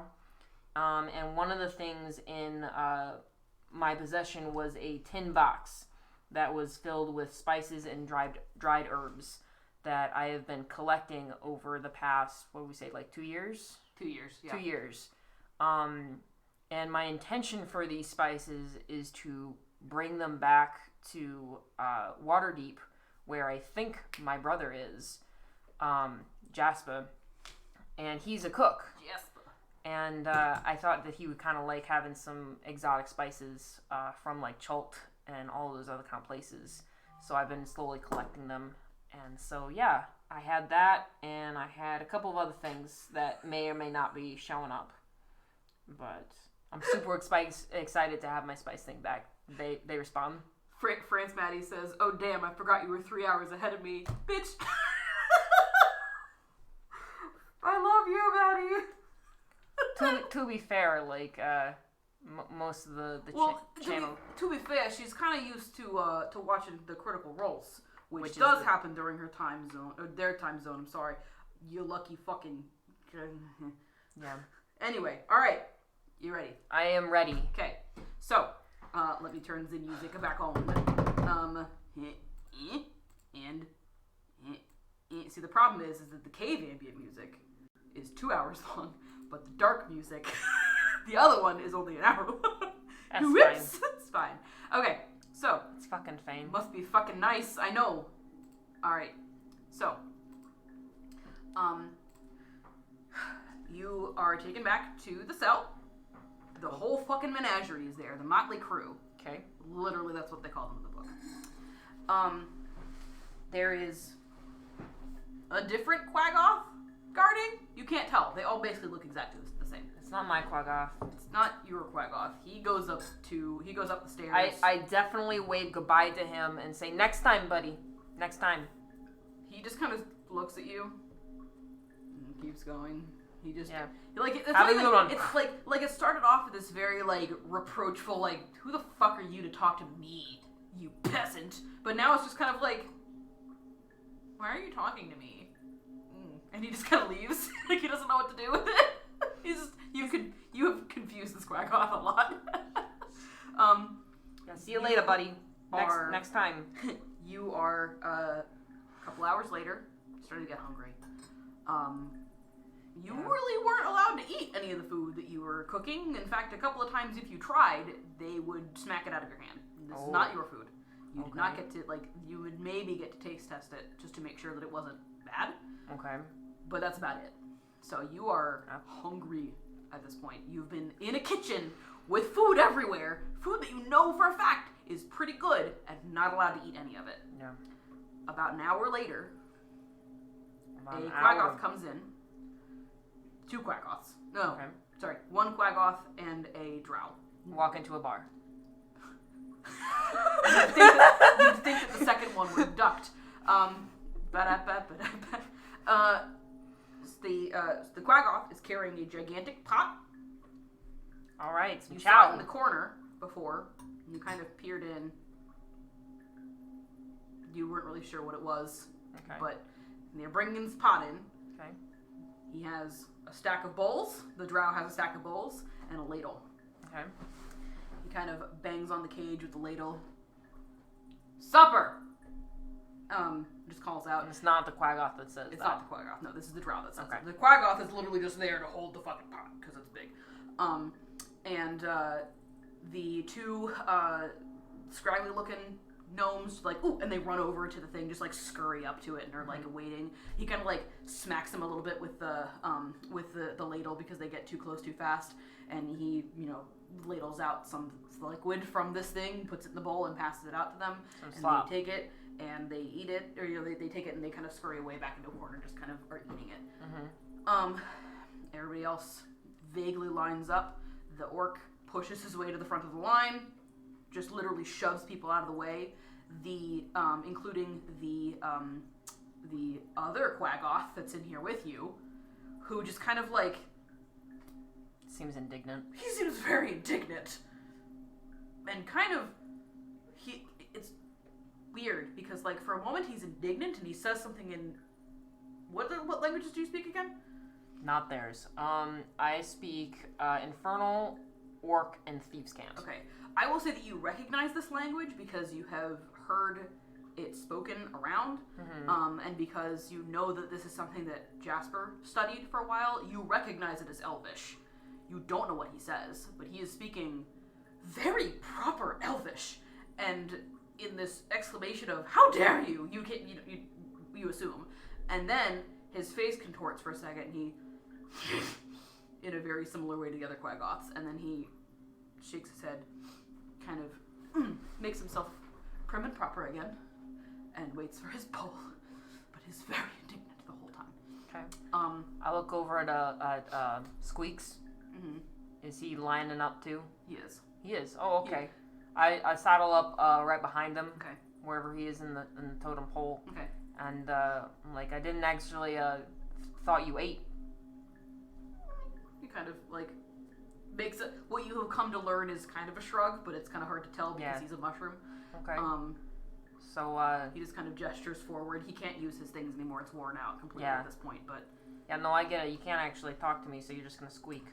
They feed him something else. Oh, okay. So he gets special treatment. Well, I wouldn't call it special, but they do feed him. So okay. Who is this speaking to me? This is Eldeth, the only okay. one with a Scottish accent, because she's the only dwarf. Okay. Well, that you know of. You line up. Eventually, it's your turn. Okay. You're handed a bowl. They ladle the soup through the bars.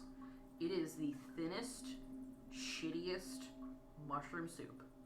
I am going to pull it up to my nose, smell it, take like a deep... That smells really good. I really appreciate it. It seems like you guys put a lot of effort into this. It's really nice. Thank you. From the bottom of my heart, thank you. He just kind of stares but at you. if I could, maybe next time I'm on cooking duty, if you wanted to stop by, maybe we could like trade recipes or something like that. Because I actually did like a little bit of cooking myself today. Are you gonna eat it?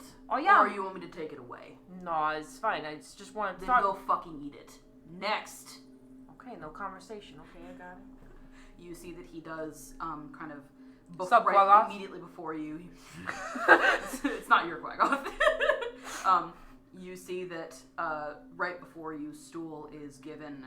He like reaches into a pocket, like a bag, and pulls out what looks like just some refuse, like some rotted things, like vegetables or something, like legitimately rotted, and just kind of tosses them through the bars for him. And stool just like whoop and runs over and just kind of like sits on it. and you can watch as he's literally just sitting on it. On this food. Like, have you ever seen a cat, decide that they're gonna, play with something and they just sit on it for some fucking reason?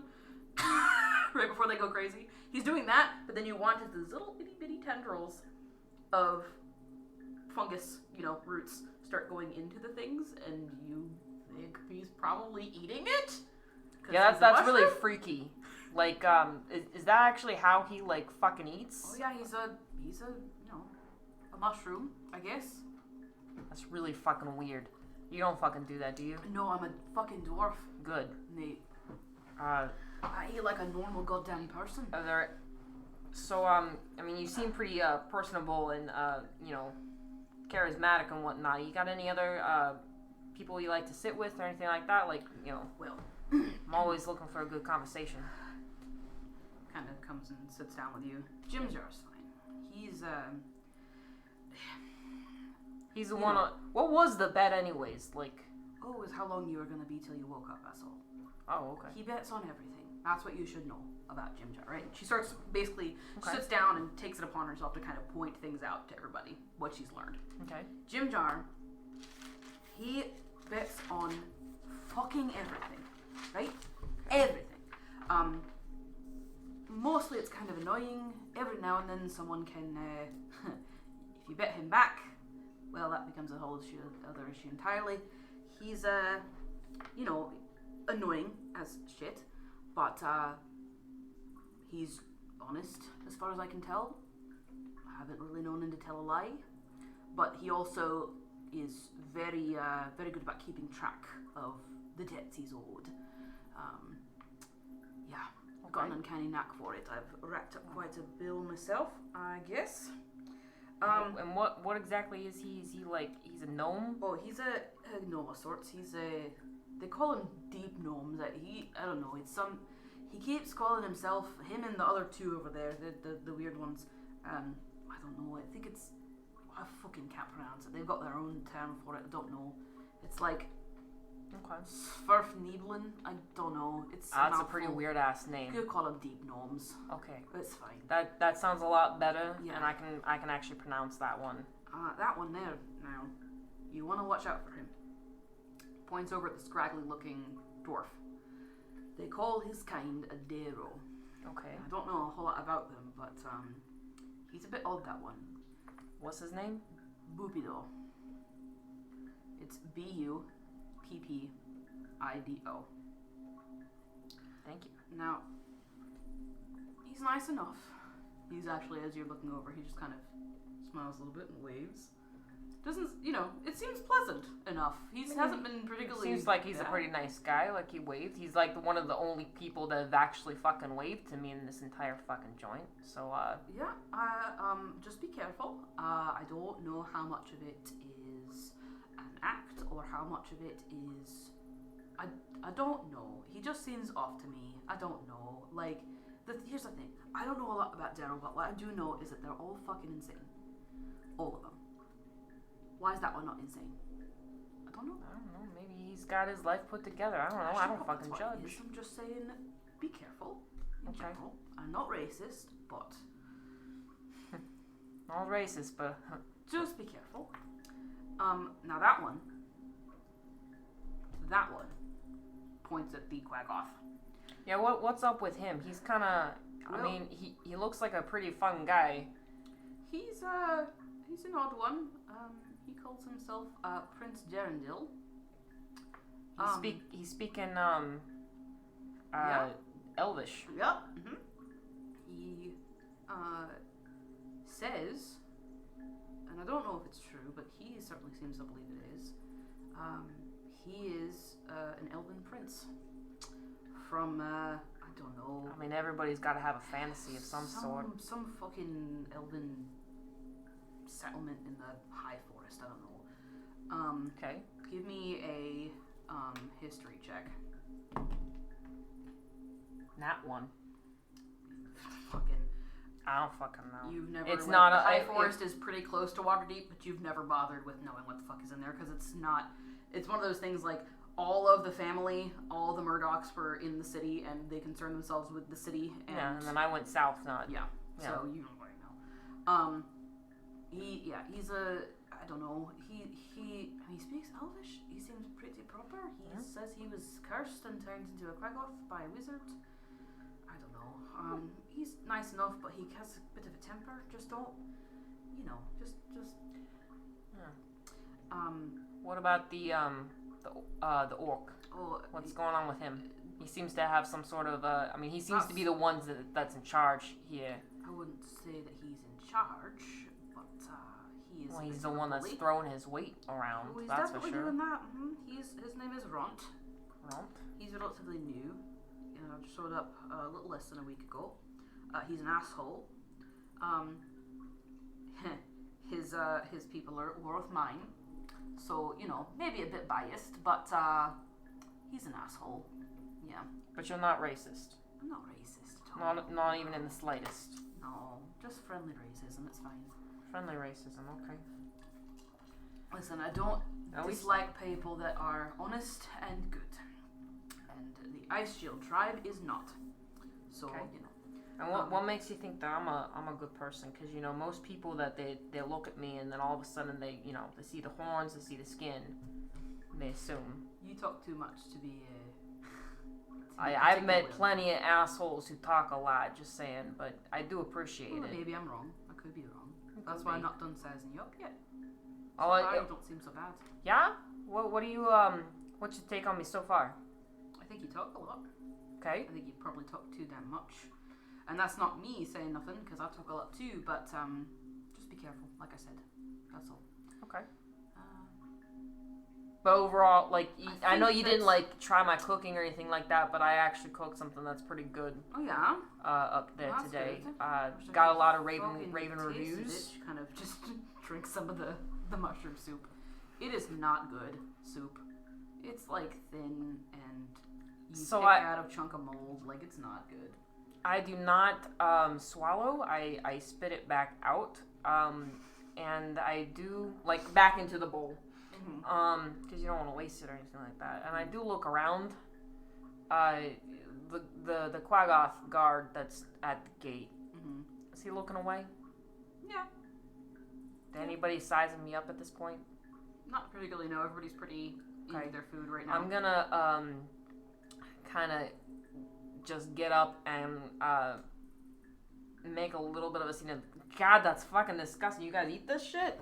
Ah, fuck. And I'm gonna get up and then position myself so that my back is to the wall. Okay. And I'm trying to make it so that my hands are in a way that most people can't see. Okay. What's going on. Okay. And I'm going to try very stealthily to try to pull out some spice.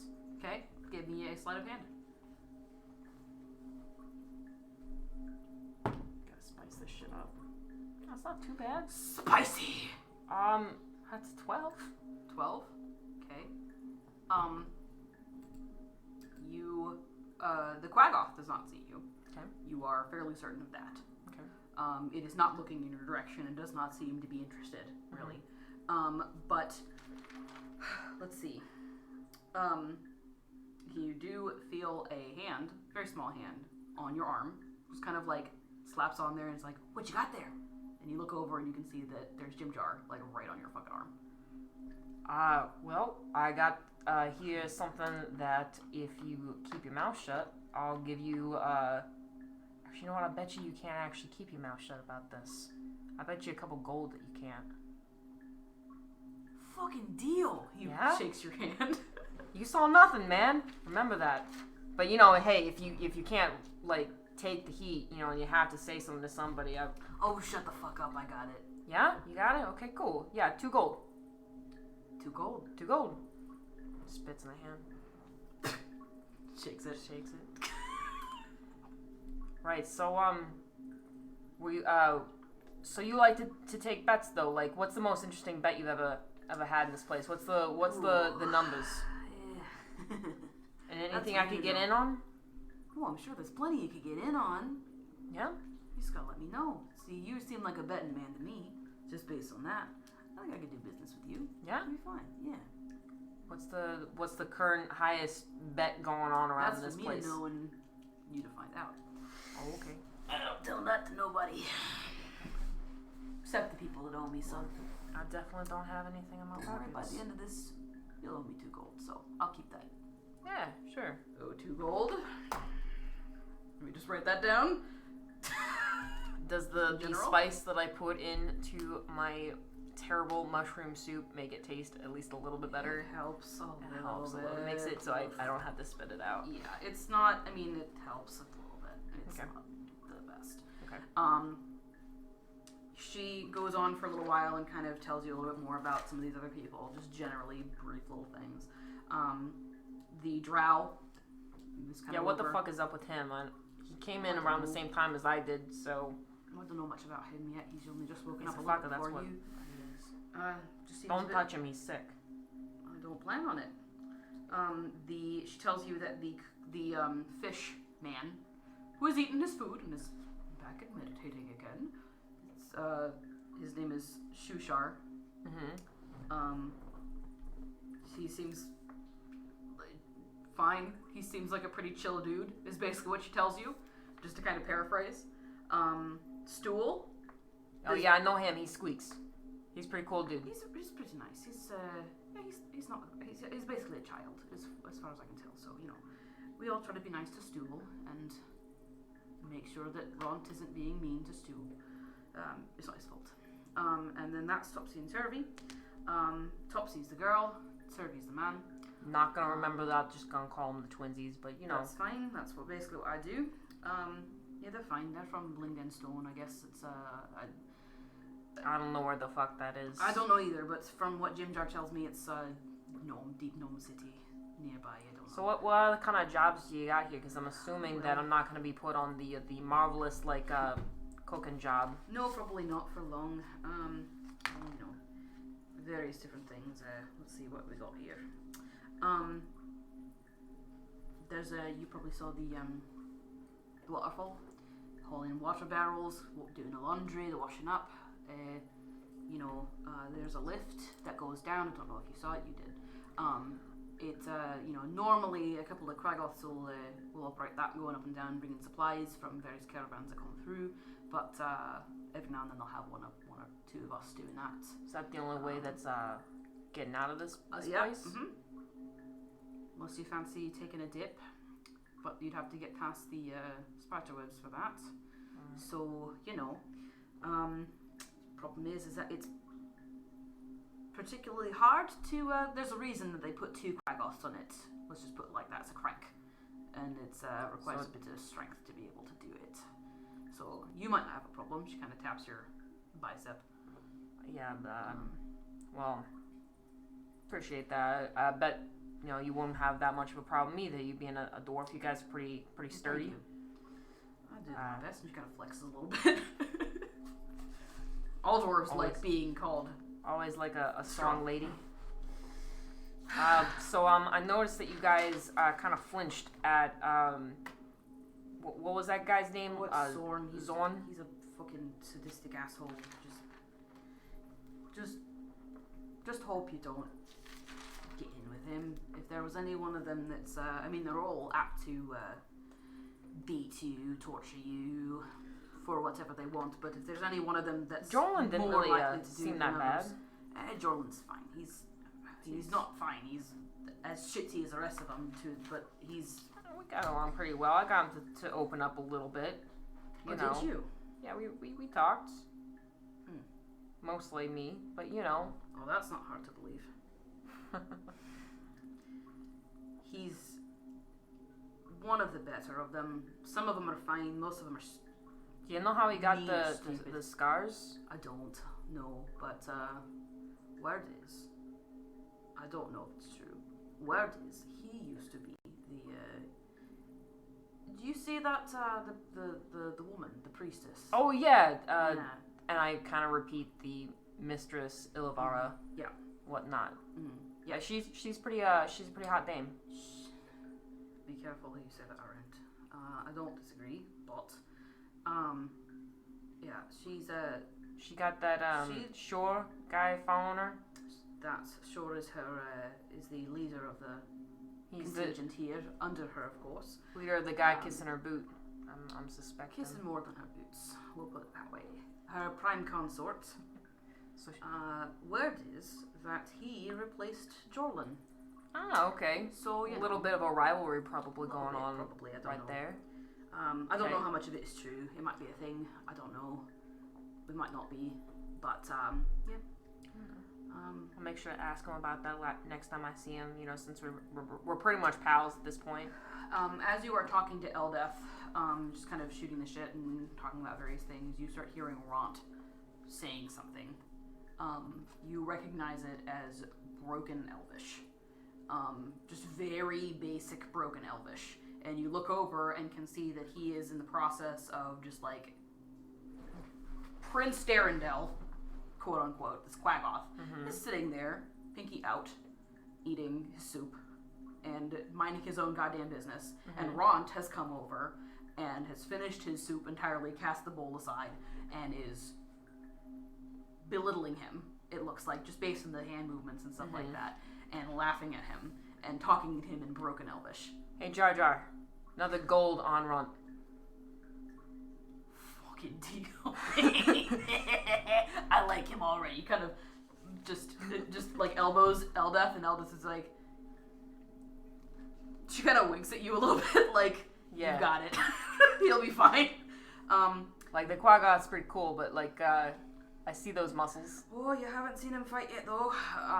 You watch as... Are you gonna get on it, too? The fucking, Ront says something. Okay. You don't know what he fucking said. I don't. But he says some shit, and it clearly sets Prince Darendel off.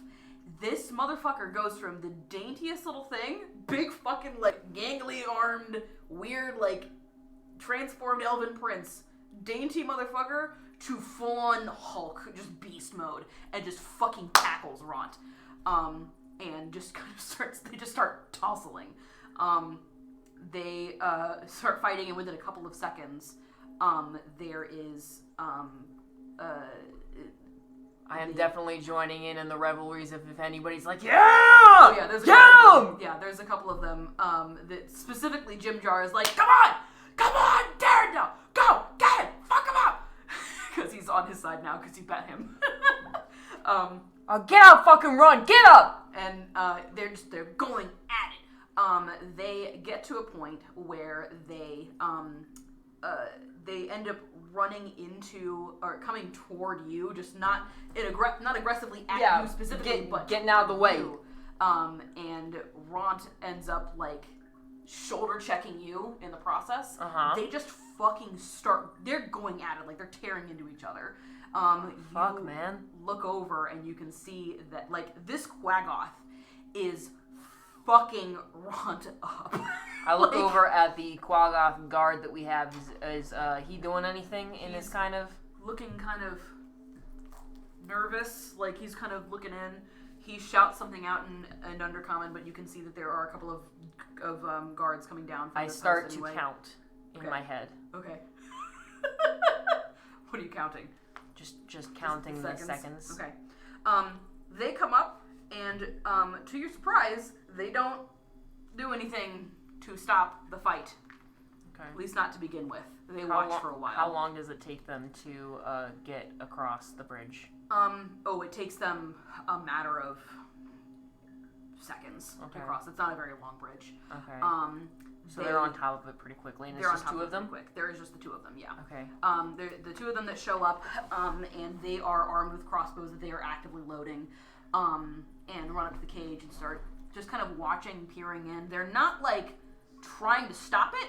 They're just kind of watching for the moment. Can I, trying to stay on the edge or whatnot, looking at these guards, you said they've got crossbows. Mm-hmm. Does it look like... I'm sure if I've heard anything about the drow, I know about drow poison. Yeah. Does it look like their bolts are being dipped in anything Give me prior? a perception check.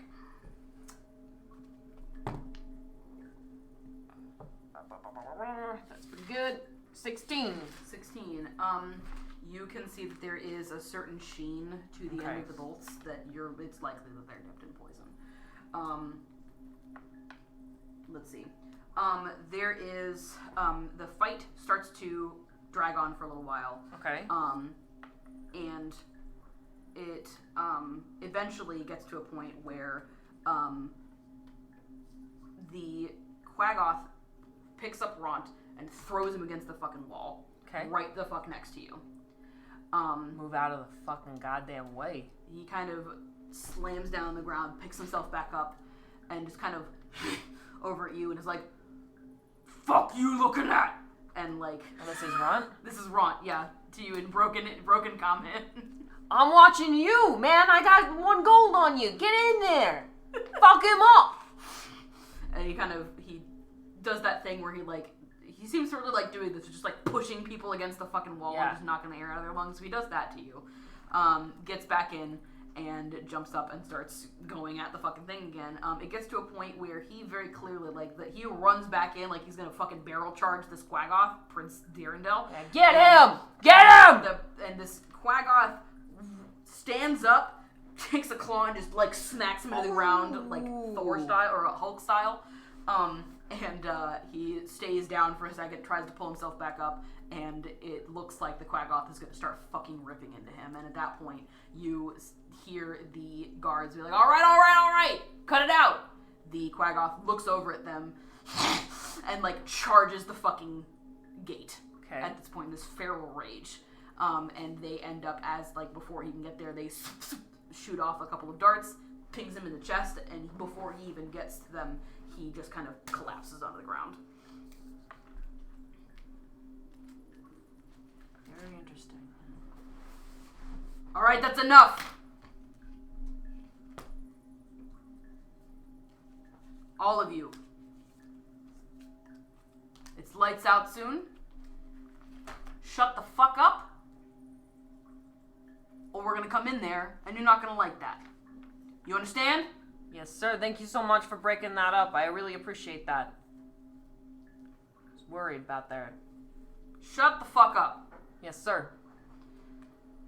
Make room. They kind of look over and see, it looks like they have, as they're having this conversation, there's one of them that's been talking primarily, and one of them that's kind of just been, craning his neck over in the direction of the rest of the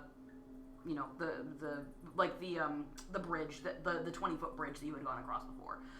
You can't really see it from where you are because you're not right up at the gate. No, I'm in the back. But you can see that he's looking kind of in that general direction where the rest of this outpost is. Okay. And you can hear footsteps, things creaking and all that jazz. And they basically start yelling at people. All right, get out of the way. Go, move, back. Everyone back. Yeah, everyone get back. Come on. Line up. Shut the fuck up. Yes, sir. Back. Everybody gets back. They kind of make some room, guys. And you watch as 2 more Quaggoths come across the bridge around the stalactite. Go down. Huh? Are any of them mine? Let's see. No, not your Quaggoth. Oh, fuck, man. You get the impression he might be asleep because he went back to his den. These 2 Quaggoths carrying this lifeless body with them that's almost their size. Okay. Brings it up to the cage. A couple more drow guards come out, also armed with crossbow bolts. It seems like they are ready because they're about to open up the doors. Yeah. They open it up, and the 2 Quaggoths heave ho and just chuck this body in. And you start to realize pretty quickly it's not a corpse or anything like that. It's moving a little bit, but very slowly and very much like it's in pain, and very groggily. It, as far as you can tell, as your eyes start to adjust, is a bugbear who has been just kind of unceremoniously I know what that is. You know what that is. I recognize that. You've never met one in person. No. But you know what that is. I definitely know what that is. I probably, if I did actually meet one in person, I probably killed it, but You're right there over there, buddy? Yeah, I know it's a pretty shit situation. I'm gonna go on over to him. They slam the door behind. Yeah. No, don't worry about it. We'll integrate him pretty well, Show him the ropes. The one that's been telling you to shut the fuck up just kind of shakes his fucking head, and they leave, and there's another Quaggoth that's stationed there as well, in addition to the one that was there before. You get the impression, just in case a fight breaks out again. Okay. You can see that Darendel has since he's passed out on the floor. Never mind. Not him. I look over at the Quaggoth guard that we originally had. I'm like, I'm glad you finally got a buddy, you know, so you can have some company. So it's nice. It's very nice. Anyways, they fucking hate you so much. They don't even know what you're saying, and they fucking hate you. So yeah, you look pretty rough there. You look as rough as what was that? Yeah, I'm not exactly kind of understanding you right now. Do you speak Common? Do you speak Infernal? And he kind of just pushes you a little, not like hard. Yeah, like, no, I got you. You need some space, you know. It's a lot to take in. I just took it in like a couple hours ago myself. It's a pretty shitty situation. He like goes up to the cage, to the bars. Yeah, no, that peers out, gives it one big shake. It rattles, and the Quaggoths at him. Yeah, I don't like it when you do that. They don't understand you, though. You can insult them all you want. They won't understand you. Like, hey, fuck bag. You know, they don't understand that. My name's Feign. Ragu. And kind of shakes your hand. This big fucking meaty... That's a big hand you got there. That's basically. real good. Real good. Yes. You strangle very many people with that hand.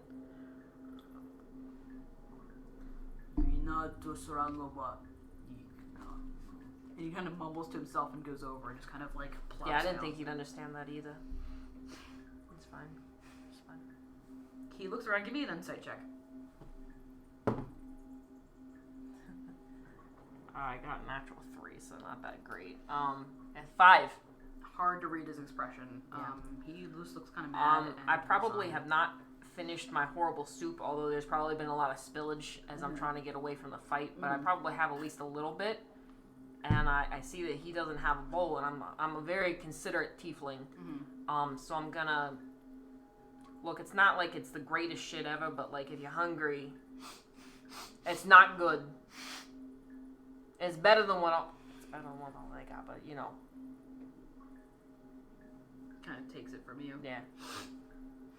I could make better. Like I did actually make better. It was quite impressive what I was able to make. Maybe if we were like on cooking duty, I can sneak you some food later on. But Vigakasha.